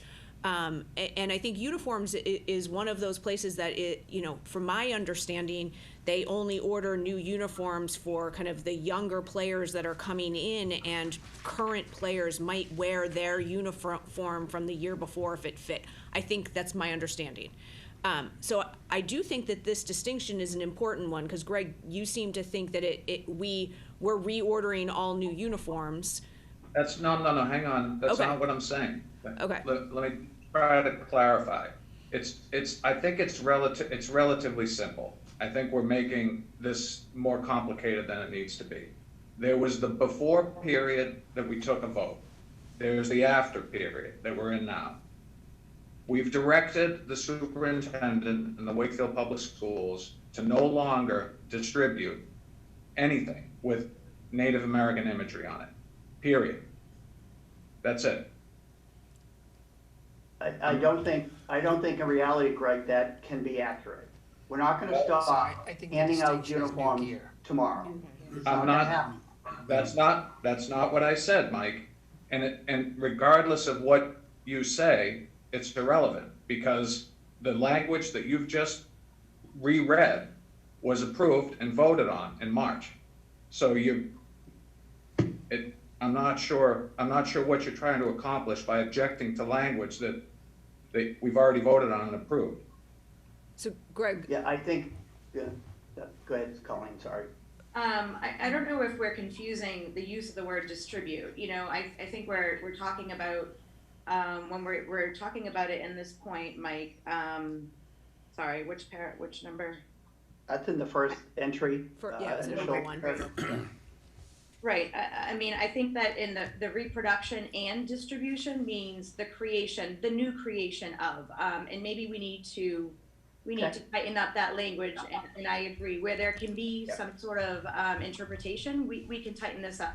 But I think in the reproduction and then the distribution of is that reproduction. That makes more sense, Colleen. That does make more sense. In the later points, as you've read, and if people are reading along, or they probably can't, I just realized, but that we do speak to, and Susie, to your point, we do speak to the natural replacement, or I don't know if natural is the right word, but the replacement on the proper schedule. And I know my boys have been wearing the same amazing lacrosse uniform since Robert's now a junior in college, since probably sophomore year, and they are fantastic. So they are repaired and replaced in the same manner, so that the distribution of uniforms right now that our athletes are wearing now and in the spring will absolutely be the uniforms that we own today, right? And they will be distributed to our athletes, because we haven't yet replaced those particular sports uniforms. Does that make sense? I just wanted to maybe separate those two things. It does. Yep. Yeah, and I think where some of it is, I'm not trying to edit the vote. I'm trying to come up with a project plan document. Mm-hmm.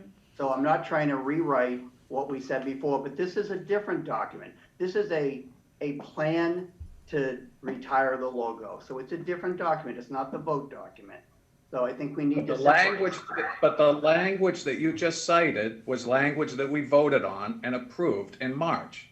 And if you had objections to that particular language, that was the time to raise them. And no, I didn't have an issue. Obviously I voted the other way, but regardless of that, Greg, this is a project plan document. So the language. No, it's not a project. It's not a project plan document. It's a resolution. You're mischaracterizing it. It's a resolution. Well, Does it say anywhere? Is there any language? Is there any language in there that says project plan document, Mike? So Greg, Mike started his comments asking for clarity around what this document is. And I think I'm trying to provide it. Okay, let's take a deep breath. So I think what's hard is the word resolution, we've now used it twice tonight, right? So we made a resolution about the HRC, like reaffirming the HRC statement, and this is now another resolution. I don't know that I've seen a resolution, many resolutions in my time on the school committee. So I think understanding what exactly this is will help Mike understand what the language is supposed to mean. And so. Oh, right, correct. And I'm trying to clarify and I'm trying to correct what I believe are misstatements about the nature of this document. Okay. And its purpose. So let's start with what do you believe the purpose of this document is? Greg. It's not a matter of what I believe, it's a matter of what the document says. Mike has characterized the document as a project plan. That's not what it is. The project plan, that language is nowhere in that document. It's entitled a resolution. It's meant to be a framework. It's meant to be a guide to allow the superintendent and the administration to implement a policy that we voted on and approved in March. It's as simple as that. Tom? Thanks. Thank you. If I could share a couple thoughts as a reader of this, and let me start by saying I appreciate the work that the policy subcommittee did in getting this before us. And I say that because I think what we're going through methodically, first we're starting with all sorts of emotion, right, around the community that's still sort of reaching a crescendo. And I think the work that we're trying to do is to bring it down to ground, put some feet on the ground and have some functional conversation around that. I think as Greg has said a couple times, we voted and we voted to retire the logo and so forth at the last meeting. What this says to me, how I read this, is a logical next step in outlining what that means. I think a project plan may be the next step after this, and I think maybe steps after that might be somewhere where we land with the policy itself. I think this is going to take some time. I think this is a knocking down of a series of dominoes. That this, to me, a resolution, I think, Greg, you just said earlier, a framework, is the next step, right? This sort of outlines what do we, as the school committee, believe are the steps involved in retiring Native American imagery, retaining the use of the word, warrior, and what are the priorities, or what are the things we're prepared to support in doing so, and what are the things that we don't want to see done in doing so. And I think both of those things are important as I read them on both sides of that equation, because there are things that I think we've been discussing this in earnest since, January or thereabouts, right? And we've had a number of meetings and forums, public commentary, surveys, lots and lots of input. If we could get any more input on this, I think our heads would pop off. So I think that we have a lot that we can rest. And as I've read this, that's what it is to me.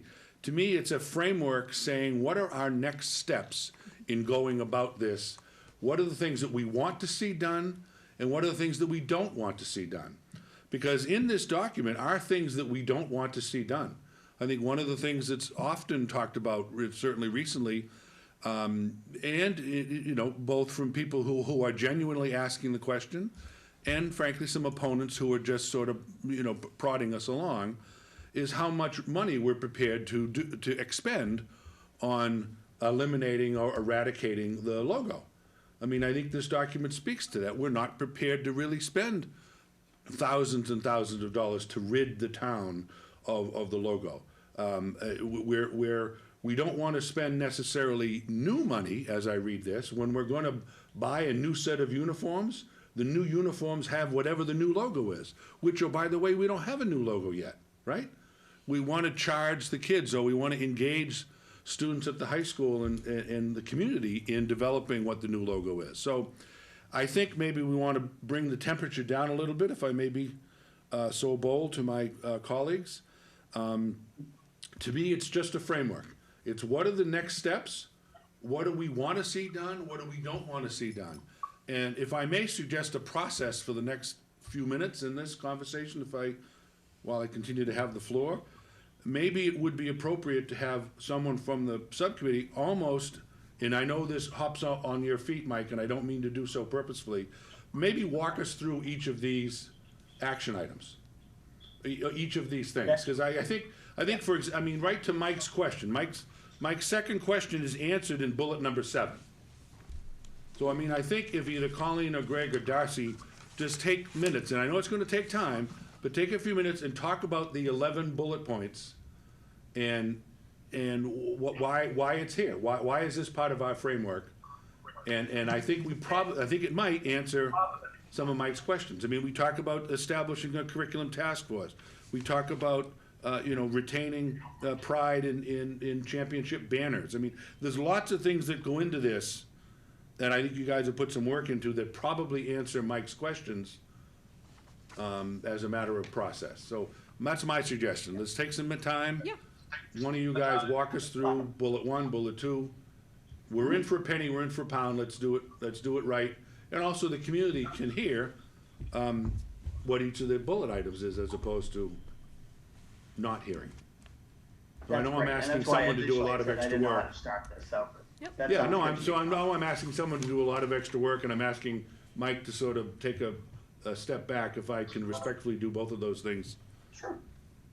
that would be groovy. Yeah, that's okay with me. Colleen, you can do it, I can do it, we can double team. Yeah, no, I can do that. I'd like to just start, if we're gonna go through each point, I'd like to read the whole document, if that's okay. Yeah, please. And thank you, Tom, and Susie for calling us back. So, a resolution for the honoring of Native American culture in the Wakefield Public Schools. In an attempt to honor and respect generations of Native American people and culture, the Wakefield School Committee commissions the Wakefield Public Schools to immediately retire the current high school logo and discontinue the production and/or distribution of Native American imagery that includes references to Native Americans. As there are generations of Wakefield graduates and families for us to be forever proud, our traditions can be retired without being forgotten and displaced. This is consistent with the Wakefield Public Schools' core values and purposes of creating a school community that inspires a love of learning and a culture of respect and care. I think we addressed, Mike, just to respect the questions that you had earlier, we addressed the concerns that you had in that particular paragraph, right? The opening? Yeah, sorry, and I'll let you go. So I don't mind the framework discussion. That sounds fine to me. Project plan was an extreme. I didn't really mean it to be a project plan, but framework sounds fine. So I guess I have one question. Maybe it makes sense to go through each paragraph, you read it, and we discuss it when we move forward, rather than going back. So I think the only part about the first paragraph that I really have it isn't really necessarily a framework, is probably the last 2 sentences of that paragraph. Now, maybe it's intro and we don't worry about it, but it really isn't a framework set of sentences. So it starts with, as there are generations of graduates, yada, yada, yada. Now, I'm fine. If it's an intro paragraph, we want to leave it, that's fine. But subsequent paragraphs, if they are intended to be framework, there's going to be areas where I have questions. So, I just okay. Great. I would like to make a suggestion. These are my own edits to a document that we approved Friday morning, but after some input from others, I just have a few small edits to make. So I'm just going to mention that number 2, I would propose that we move number 2 to be the second paragraph so that it's more part of our preamble. And I would like to remove the word may have caused, and it would state Native American imagery has caused, or have caused, just to remove the word may, and move that second paragraph, or the second point, up to paragraph number 2 in the preamble. Yeah, I like moving it up. I would probably, somewhere in that paragraph, include the term inadvertently, because otherwise you could have interpreted it as somewhat intentional. So Nobody was trying to do this on purpose. Understood. Okay. So You might. I just have a quick question before we keep going with this. Does this mean that this resolution that you're reading can be edited? Well, I can make a proposal. I can make a proposal to Okay. edit it. Yeah. All right. But Darcy, it is, you know, to your point, I think that you're making is it is important to understand that it is a framework and a guide, right? That Yeah.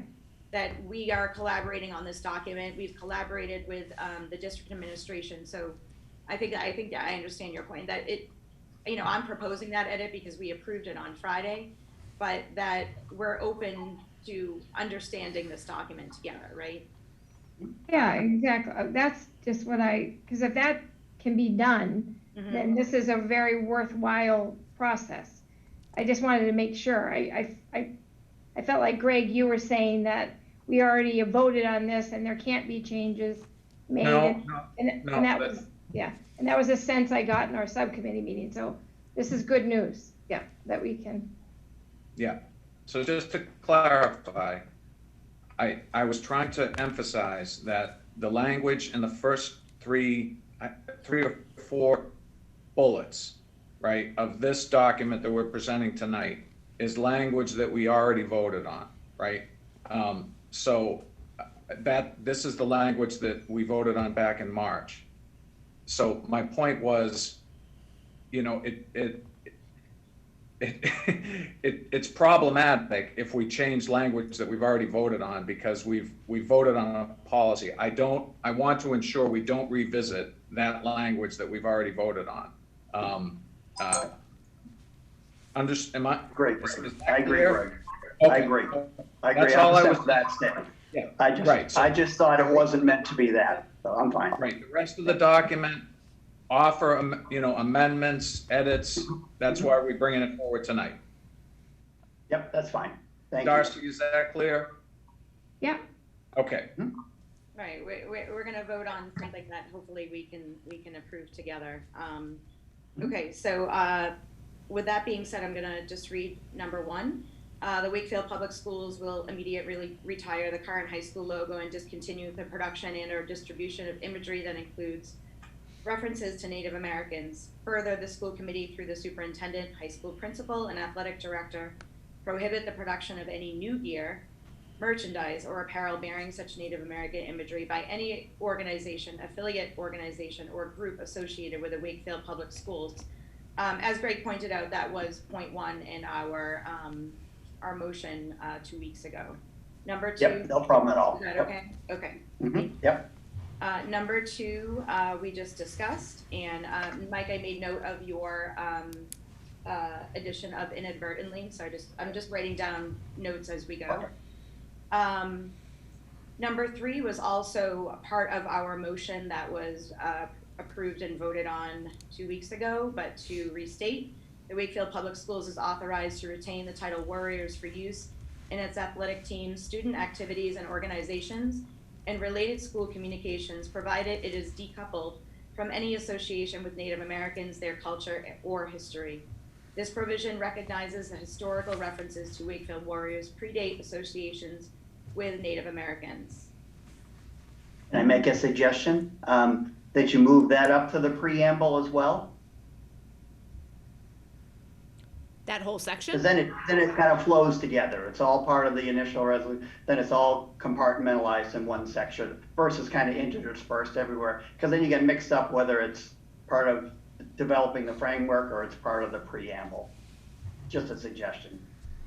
No, I hear you. I think because that's like the 2 points, and then what is below will sort of guide those 2. Is that what you're saying? That is correct. Yeah. That's exactly. You have it right. Yep. All right, I got it. Number 4, the Wakefield School Committee directs the superintendent to assemble a working group of Wakefield Public School faculty, students, parents, and others as necessary to develop proposals for a new warrior logo for Wakefield Memorial High School and its athletic teams and student organizations. The school committee will review these proposals, authorize new imagery for public use, and develop new policies to ensure compliance, consistency of use of nomenclature, and imagery across the Wakefield Public School system. Updates will be provided at future school committee meetings with the goal of conferring a new logo by December 31, 2021. Yep, that's fine. No issues at all. Anybody else? Sorry. Oh. Sorry. I can't see our friends in the studio so well, so You're good. just want to make sure. Okay, thank you, Susie. Mhm. The school committee directs the superintendent, number 5, to assemble a curriculum task force consistent with the establishment of any curriculum review team of qualified Wakefield Public School educators, consultant historians, and Native American education advisors to develop recommendations to strengthen the Wakefield Public Schools K-12 curriculum to more accurately reflect Native American history, culture, voice, and the contributions of Indigenous peoples connected to Wakefield. Just a couple of quick and it's more of some of the reaction we've heard from teachers saying we've been teaching this. Admittedly, there are inaccuracies. We all know that. So I'm not sure that we changed the wording at all. But when I first read through it, it was almost like we hadn't been doing a very good job. But I'm probably fine with that. That's probably me just misreading it. I think if I could recommend that we add the terms "and elsewhere" at the end of that paragraph, because I don't think it would only be Wakefield, so we would add "and elsewhere." I don't think we want to limit it to Wakefield. I guess is the point. No, that certainly wasn't the intention. So. Yep, that was it on that one. Thank you, Mike. You're welcome. Number 6, the school committee, in recognition of tradition and student achievement in athletics, performing arts, and extracurricular activities, directs that the high school leave unaltered the championship banners hanging in the high school field house and the trophies, plaques, and certificates in cases and on display in the foyers and hallways of Wakefield Memorial High School, the Galvin Middle School, and at other schools throughout the district. That's good. No problem with me. Excellent. Number 7, the school committee confirms that in the normal schedule of repair and replacement, and this is that paragraph that I was referring to earlier in our conversation that speaks to the replacement schedules. The school committee, such as Landrigan Field, Beasley Oval, Latz Field, and the high school field house, as well as the replacement of currently worn uniforms and gear, be done in accordance with a phased replacement schedule. This process and schedule will be completed as the budget will allow and may be accelerated as partnerships, opportunities, and additional resources become available. The only comment on this is that you've spelled Blatz wrong. It's B-A-L-T-Z. Yes, thank you. That's a very important comment. Yep.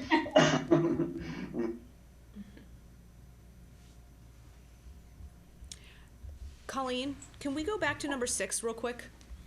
Of course. Does that include class gifts?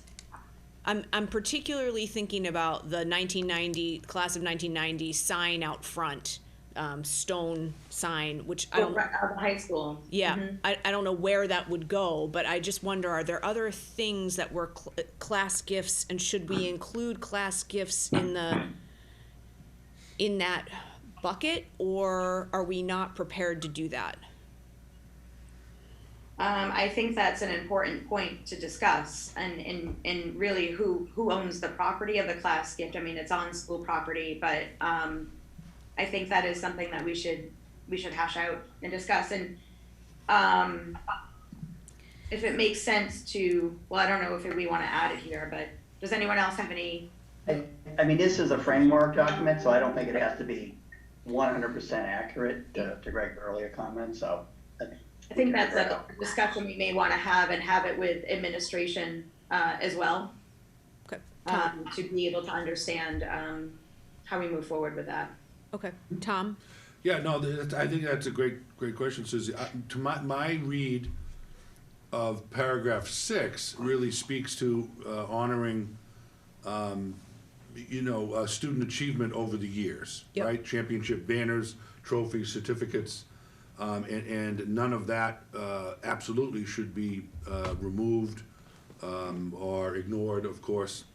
Number 7, I think, is the one that covers, infrastructure, which probably where the monument may best belong, and maybe the elimination of the word athletic in front of the word infrastructure in paragraph 7 may be more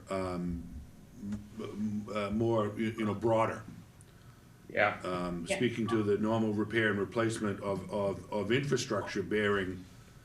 Now, here's the other thing, which is perhaps purposeful, I'll ask everyone to, bearing the current Warrior logo, right? That's also spoken to in paragraph number 7. Because that's actually what started this whole ballgame, right? Isn't necessarily, what started this whole thing isn't the logo that Mr. Beard and General Galvin drew in 1947. What started this whole ballgame is the current logo and its level of offensiveness. So, anyways, but be that as it may, I think paragraph 7 speaks to, as things get out of disrepair and need to be replaced, they shall be replaced and logos not be reinstalled.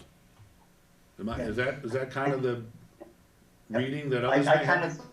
kind of thought that concrete piece out front, and this is just my opinion, so take it for what it's worth, might become part of the museum that we put in the new high school in some way, shape, or form, but It's a great idea. that was just my initial thoughts. It's a great idea. Yep. So, do we want to strike athletic, just the replacement of infrastructure? And then. Yeah, that was gonna be a suggestion, another suggestion, and then it's. Yeah, and then I'm a little worried about the use of the word current Warrior logo. Because if we leave that in there, it may become a discussion about, well, then can we leave the Native American older logo? So I think that makes a lot of sense. I think because this entire resolution, in fact, our entire motion is the discontinue the use of Native American imagery. Right. Not one logo versus another. Yep. So maybe that, maybe Susie, you're probably spot on. The infrastructure bearing Native American imagery Yep. instead of the current Warrior logo. I think that's a great point. Yeah, that makes sense. Okay. Okay, I'll move on to, sorry, Susie, I was just writing that down. Number 8, the school committee, through the superintendent, high school principal, and athletic director, support the establishment of a working group consisting of representatives of every booster group and athletic team to review the new school committee policy, the use of the Warrior logo in their work, and in fundraising efforts. I really struggled with what this paragraph meant. So could you kind of explain in more, if it's sort of advising them of what the new rules are, you probably don't need a working group, you just need a communication plan. So maybe I just don't understand what the intent of this paragraph was. Right, I mean, more so, I think maybe that there's a facilitation of the policy between administration, school committee administration, and our athletic director, and then his staff, and because there's so many and so many different phases of athletics, and, well, not phases, but seasons, really, and coaches coming in and out, and then the booster clubs that support them in order for them to understand how they need to move forward. That was how I took it, so that the athletic teams and their coaches are aware of the policy and the use of the logo. Well, I guess I wasn't sure, was the booster club, or is the booster club meant to be part of the working group? Or are they just the recipient of what the working group comes up with as far as the communication plan? Right, there needs to be communication to the booster clubs, right, to reflect the resolution. Susie? Tom's got a comment. So I think this is another great point, and I may, as someone who was on the school committee and very active in the conversation when we completely reoriented, booster organizations and their goals, and producing 501c3s and doing all sorts of things to not only to bring us into compliance, but also to better support the work of the Warrior Club and then booster organizations and parent teams. Having said that, it seems to me that we want to seek booster organizations' support in this, not necessarily to, as I'm reading this, it's more to engage them in the development of such policy. So maybe I could propose the word review in the third sentence, or the third line rather. The representatives of every booster club, booster group, and athletic team to drop, review, and make it develop the new school committee policy. Because as we've said early on in this meeting, we don't have a policy. The policy, at least in my head, is one of the dominoes, one of the steps. Let's bring together the stakeholders, no one better than parents and leaders of athletic organizations and those support groups that we rely on so heavily, bring them to the table, make them part of the conversation, and have them help us develop the actual policy to roll out the new Warrior logo and fundraising plans around doing so, et cetera, et cetera. So my recommendation, a motion if that's required, would be to drop the word review and replace it with develop. That would make more sense. It would make the power, if in fact we wanted them to be part of creating the solution versus just telling them what it was. So I think we should. I think we desperately should have them as part of the, I mean, our job. Yeah, that was the intention. So yeah, that language I think reflects what the intention was. Okay, good. That helps. Thank you. That was it on that one.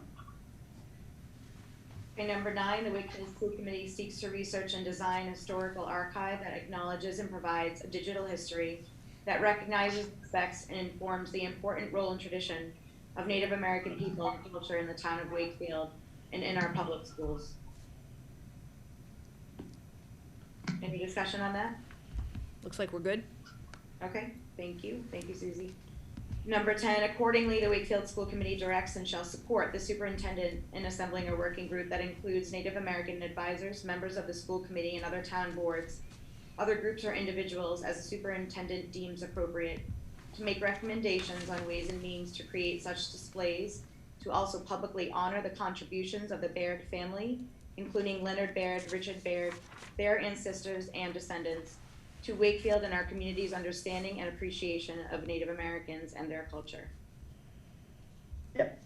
Yeah, you have Leonard and Dick. I mean, you could just stop at Baird family, but I'm not that concerned about it. You know, it's, naming individual people in the family probably is overkill, but whatever you feel comfortable with. Yeah, I think that we were sensitive to the community conversation, and you know, we were able to have you know, Leonard Rose, not Leonard Baird, but Leonard Rose and Richard Baird provide our, you know, some perspective. So I think we were just sensitive to that.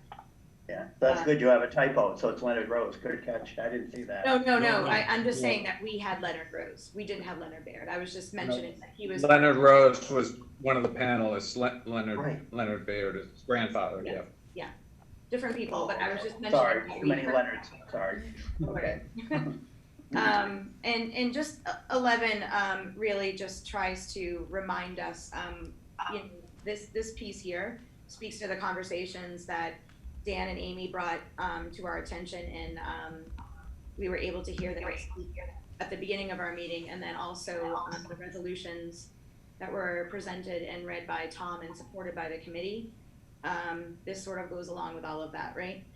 That the school committee resolve and affirm that our town of Wakefield, a place of family, culture, and inclusion, is filled with truly good and decent community-minded people, and encourage the town to come together united around this resolution for the Native American culture and history in the Wakefield Public Schools.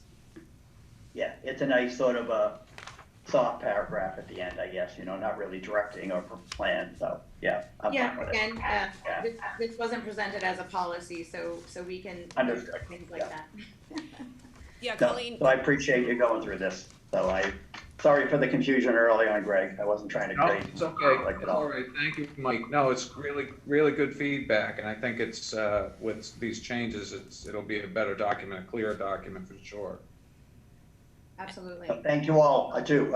I should have said it up front. I know this is a ton of work, and you know the crosshairs around you guys for way too long anyway, and a host of issues. So I appreciate. As I said before, who'd have ever thought being on the Labor Relations Committee was going to be a lighter lift than the Policy Committee, but it ended up being that way. It's different. Seems to follow you, Colleen, unfortunately, but but thank you all very much. Thank you, Mike. And thank you for everyone's contributions. It's a stronger document, when we work together. And I do really want to also thank our superintendent, assistant superintendent, and their staff for collaborating with us on this document, namely Amy McLeod and her staff and Brendan Kent and the athletic department to make sure that this is solid and works for our students, our staff, and our community members. We also talk about other things on policy and communication subcommittee. So I did want to add that we did have a pretty nice discussion a couple weeks ago, and then we weren't able to get to it this Friday around the communications part, and we really are delving into sort of what that can look like for us as a school committee and how we want to maybe just be better represented and just broaden the scope a bit. I did reach out to some universities into their co-op and career program at Doug's suggestion. And I heard back, I didn't even get to tell Doug this today, but I heard back from UMass Lowell and Emerson College that they are interested in working with us in an internship to support our communication work. So I was, I see that. I was very excited about that, and just I want to inform the subcommittee and our full committee that I intend to follow through with that work as they will let me, just help make those connections so that we can sort of get to that next step in communications. Great. And that is all. Sorry. Can I ask one other question? I'm sorry, Colleen. So just because I don't want to leave this hanging, so we talked about. Am I getting overtime now, Mike? You should be. You should be getting double time for this. But so we had a great conversation about this document, and obviously there's changes. So this is technically our last meeting of this regime, and there's the entire policy committee, the existing policy committee, will not be here on April 28th. So how do we talk about transition? Are we voting on this today? Do we wait, make the changes, and then someone else kind of takes the baton? So I think. How do you want to handle it? I'm sorry, I skipped over it. So thank you for bringing us back. We made a motion and discussed it and then just moved forward. Right, so I think the idea would be to vote on an amended document, which is pretty much what we just did in the last 30 plus minutes. We have amendments that we've agreed to that I think that we can vote on and feel okay about that if everybody's comfortable with it. It's a framework, it's not going to be exact. I don't have an issue with that. Okay. Absolutely. Yeah, I'll obviously distribute the amended version of the document. It will be in the minutes that Judy provides. And I actually think the process of going through and reading it out loud and doing it that way makes it even more appropriate for us to feel comfortable voting on it, because we read it out loud and we talked about the different things that needed to change. And so that is all documented kind of in this meeting.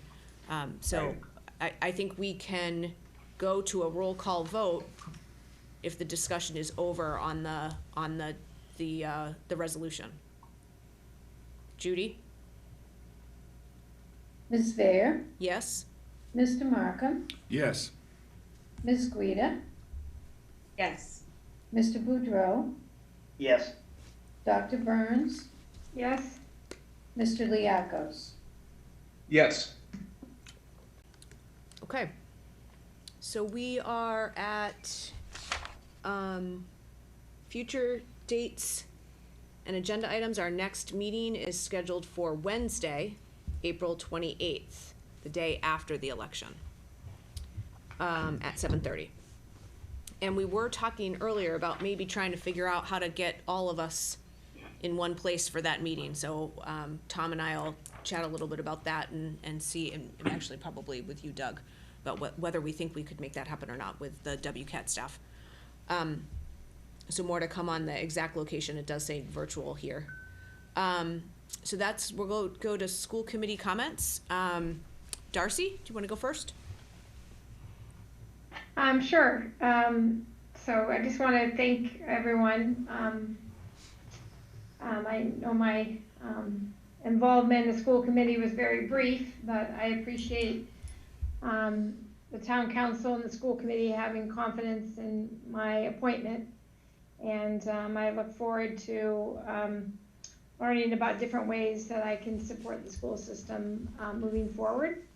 Also, I would encourage anyone on the future school committee to participate in an activity just like we just did that involved hearing everyone's voices and developing, you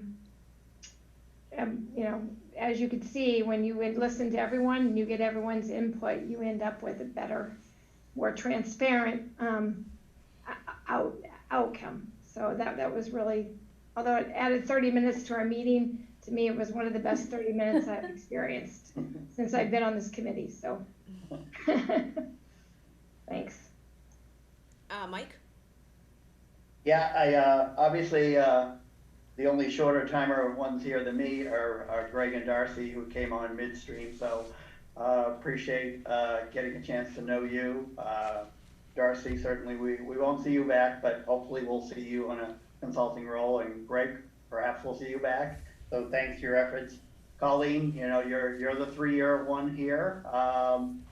You know, you've had some tough stints between negotiations and of all things policy committee, but be that as it may, appreciate all your efforts as well. And Amy, who's not here, you know, probably a year as a chair like no other. So many thanks for being so professional during very emotional times. So appreciate yours as well. Congrats to the admin. You know, you've made that shift yet again. I can't think of how many shifts you've made, and from all I can tell, it's pretty seamless. So you've done a wonderful job. I encourage everybody here and listening to vote on April 27th. You know, it's an honor and a privilege for us to all have. So get out there and vote, regardless of what your viewpoints are. I look forward to working with, besides Tom and Susie, Stephen and Amy Lehman are locked. So with you two and some combination of Don, Amy, Kevin, and Greg, 2 of those, as well as we move forward, hopefully a period starting on April 28th of some closing of some wounds and healing and moving forward as well. It's been a rough year for everybody, so I hope we have a smoother ride next year. So that's it. Thank you. Greg? Yeah, thanks, Susie. Well said, Mike, and thank you for your comments. And Darcy, thank you for your service. And I know you're going to stay engaged with the Wakefield Public Schools going forward. You have a lot to offer, for sure, your expertise and your commitment. Thanks to everybody who's given me the time and the space to contribute over these 6 months or so since I returned as an appointee. Thank you, Colleen, for all your hard work, all your commitment to this work. It's really, it's been a real pleasure working with you in different capacities, and especially the last couple months and the work that we've done together. And in absentia, thank you, Amy, for you know, your commitment to the school committee and assuming the role of chair, as Doug said, in such an extraordinary time. The time and effort that you put into this work was truly, truly extraordinary, and we all owe you a debt of thanks, and I hope you recover quickly and get better. Thank you. Colleen? Thank you, Susie. Thanks to all of you who have thanked me and wished me well going forward. I wanted to first just speak to sort of like the you know, what this being on a committee like this in times like these has really done for me and for how I sort of look at life and things. And I think through this past year, we've been able to come together in so many ways and to really get through it. And I'll have to say that even though it's challenging and overwhelming at times, the commitment to such committees, it's also the thing that helps you get through times like these, because I've spoken to this many times. It's always forward thinking within our district and with our leaders in our district, and always looking to the next thing to do and make better and improve. And I think everyone has been very aware of how that happens this year.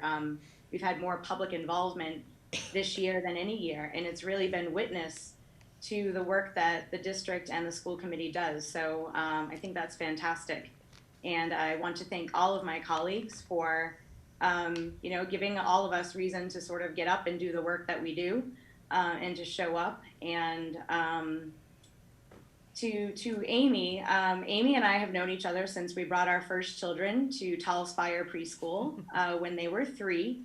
And we've known each other and been friends and colleagues since then. And I have always had the most respect for her work ethic, her preparedness, her honesty, and her friendship.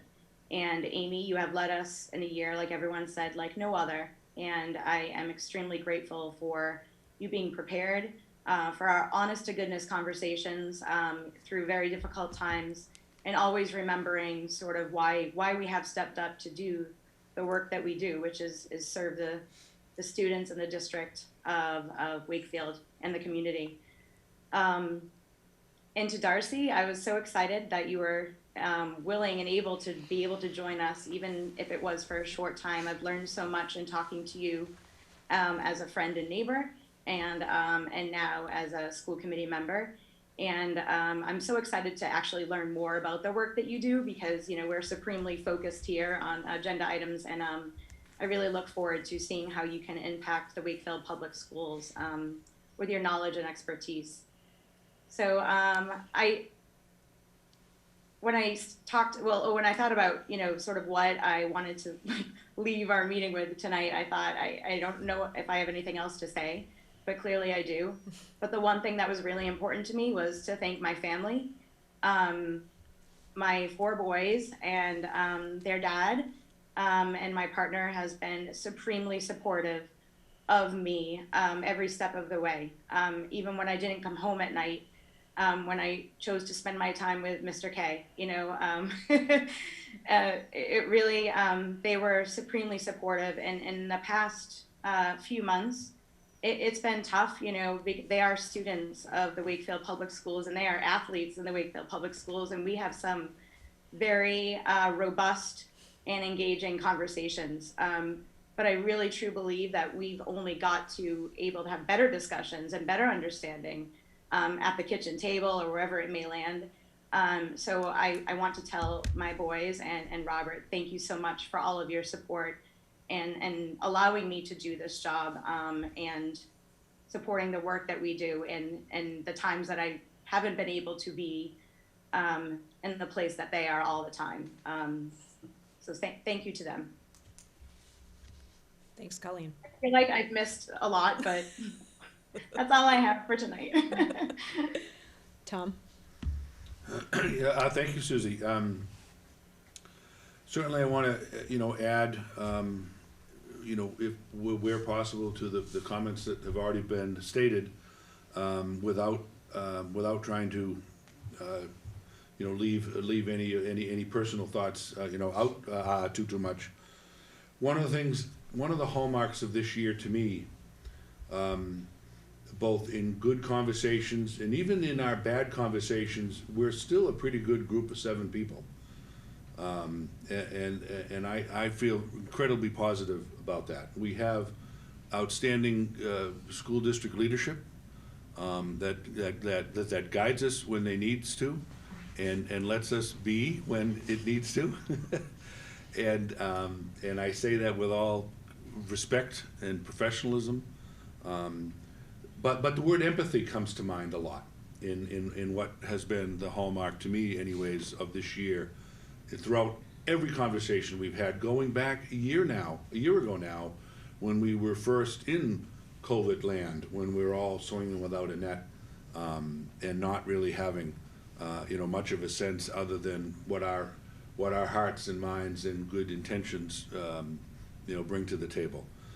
It has been one hell of a year. And I think this group of 7 elected officials and appointed officials have really done extraordinary work to serve the students and families of Wakefield. We haven't always been successful. We haven't always been at our best.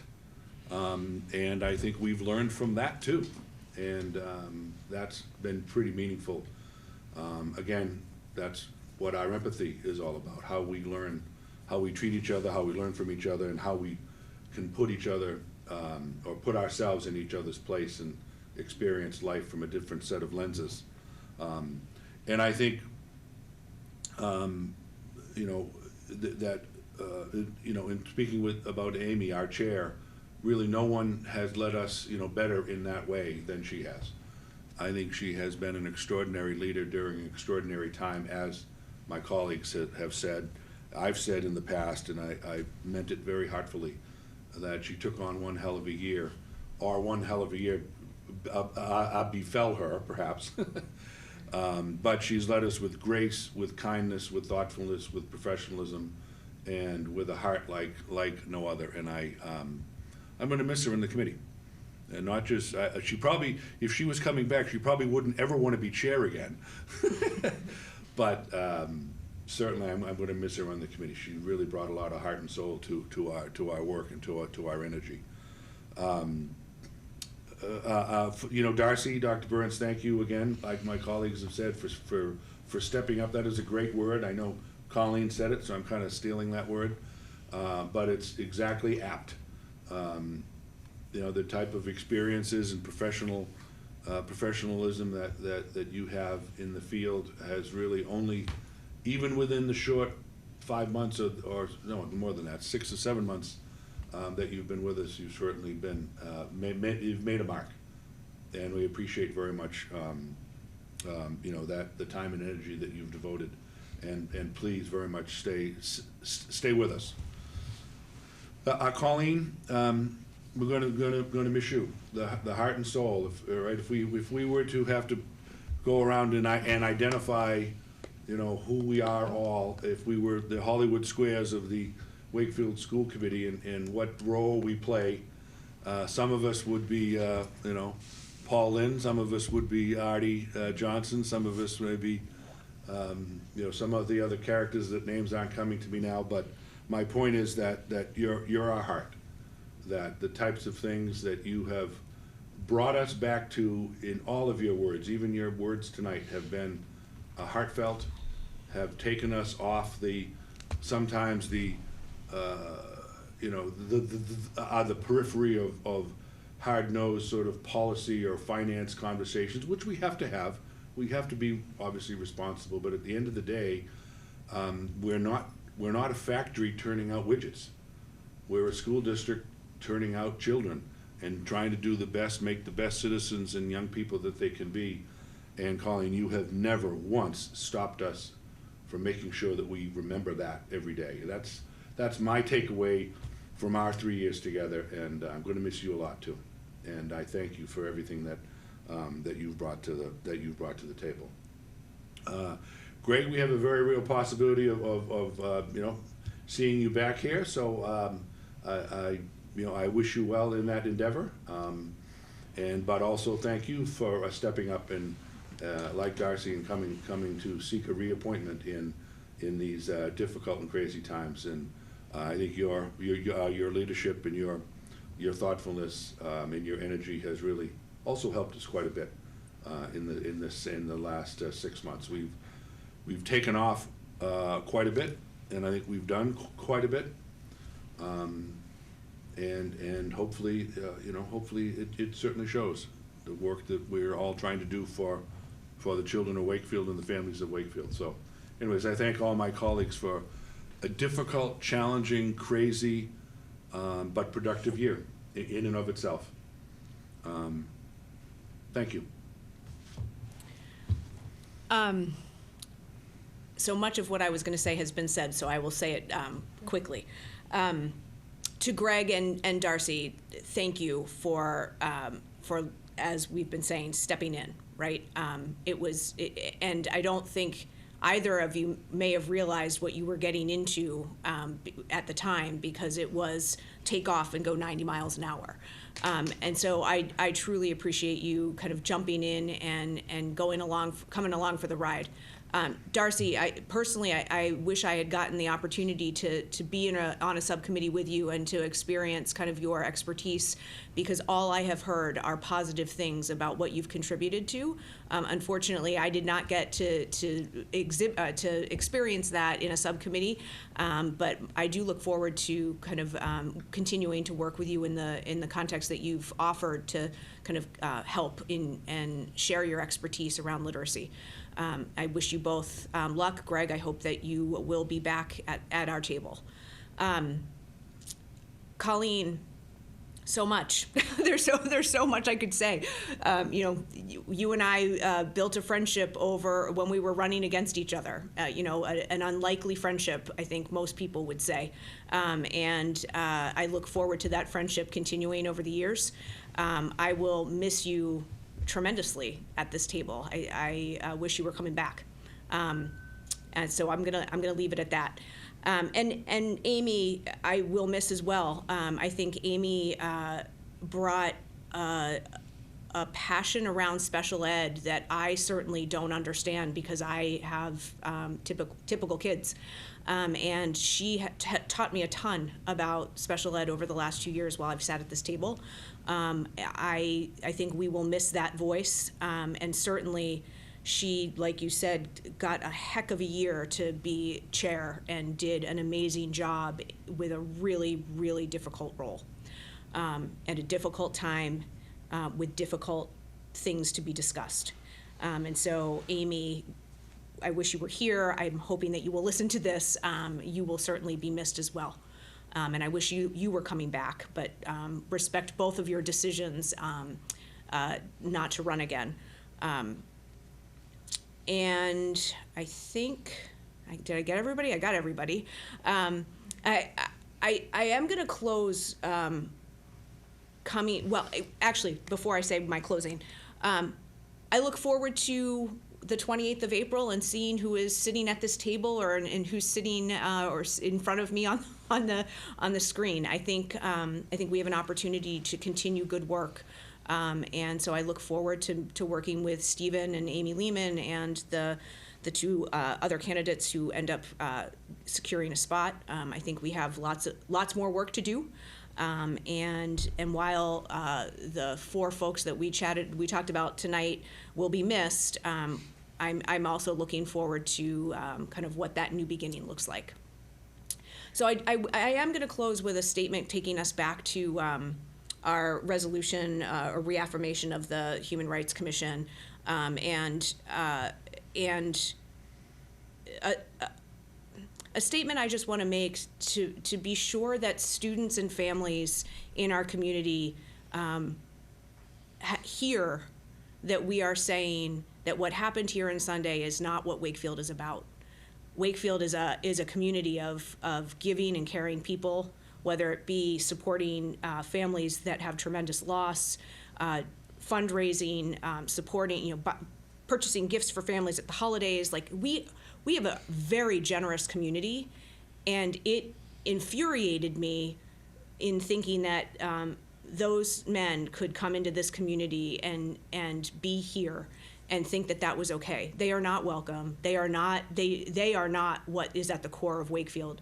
The core of Wakefield is generous, caring people, and we need our students to know that, and to know that, and the families of our students to know that we are more than that. We are better than that, and we are supporting your kids and your families in our schools. And so I want to close with that. I think we can, Mike, do a motion to end the meeting. This has been a very exciting night for me doing motions, let me tell you. Take that off the bucket list now. One person that we have not recognized yet, and self-admitted, we are like herding cats. So this person has to try to coordinate us with schedules and all the myriad of documents. So I wanted to thank Judy for all the incredible work she does to support us as well. It's all behind the scenes. We get to be on camera and all this fun stuff. And Judy gets to call our name about 10 times during the meeting. So thank you, Judy, so much for all that you do for us as well. So with that, my last motion tonight, very exciting, is I move that the school committee adjourn its meeting of April 13/2021. Second. Oh my goodness, I'm so tired of forgetting what I'm supposed to say. Discussion. Motion made and seconded. Discussion? Seeing none? Roll call. Okay, Last time, Judy. Ms. Bayer, Yes. Mr. Markham, Yes. Ms. Guida, Yes. Mr. Boudreau, Yes. Dr. Burns, Yes. Mr. Liakos. Yes. Okay. Thank you. Good night. Good night, everybody. Good night. Thank you all. very much. Bye-bye. Thank you.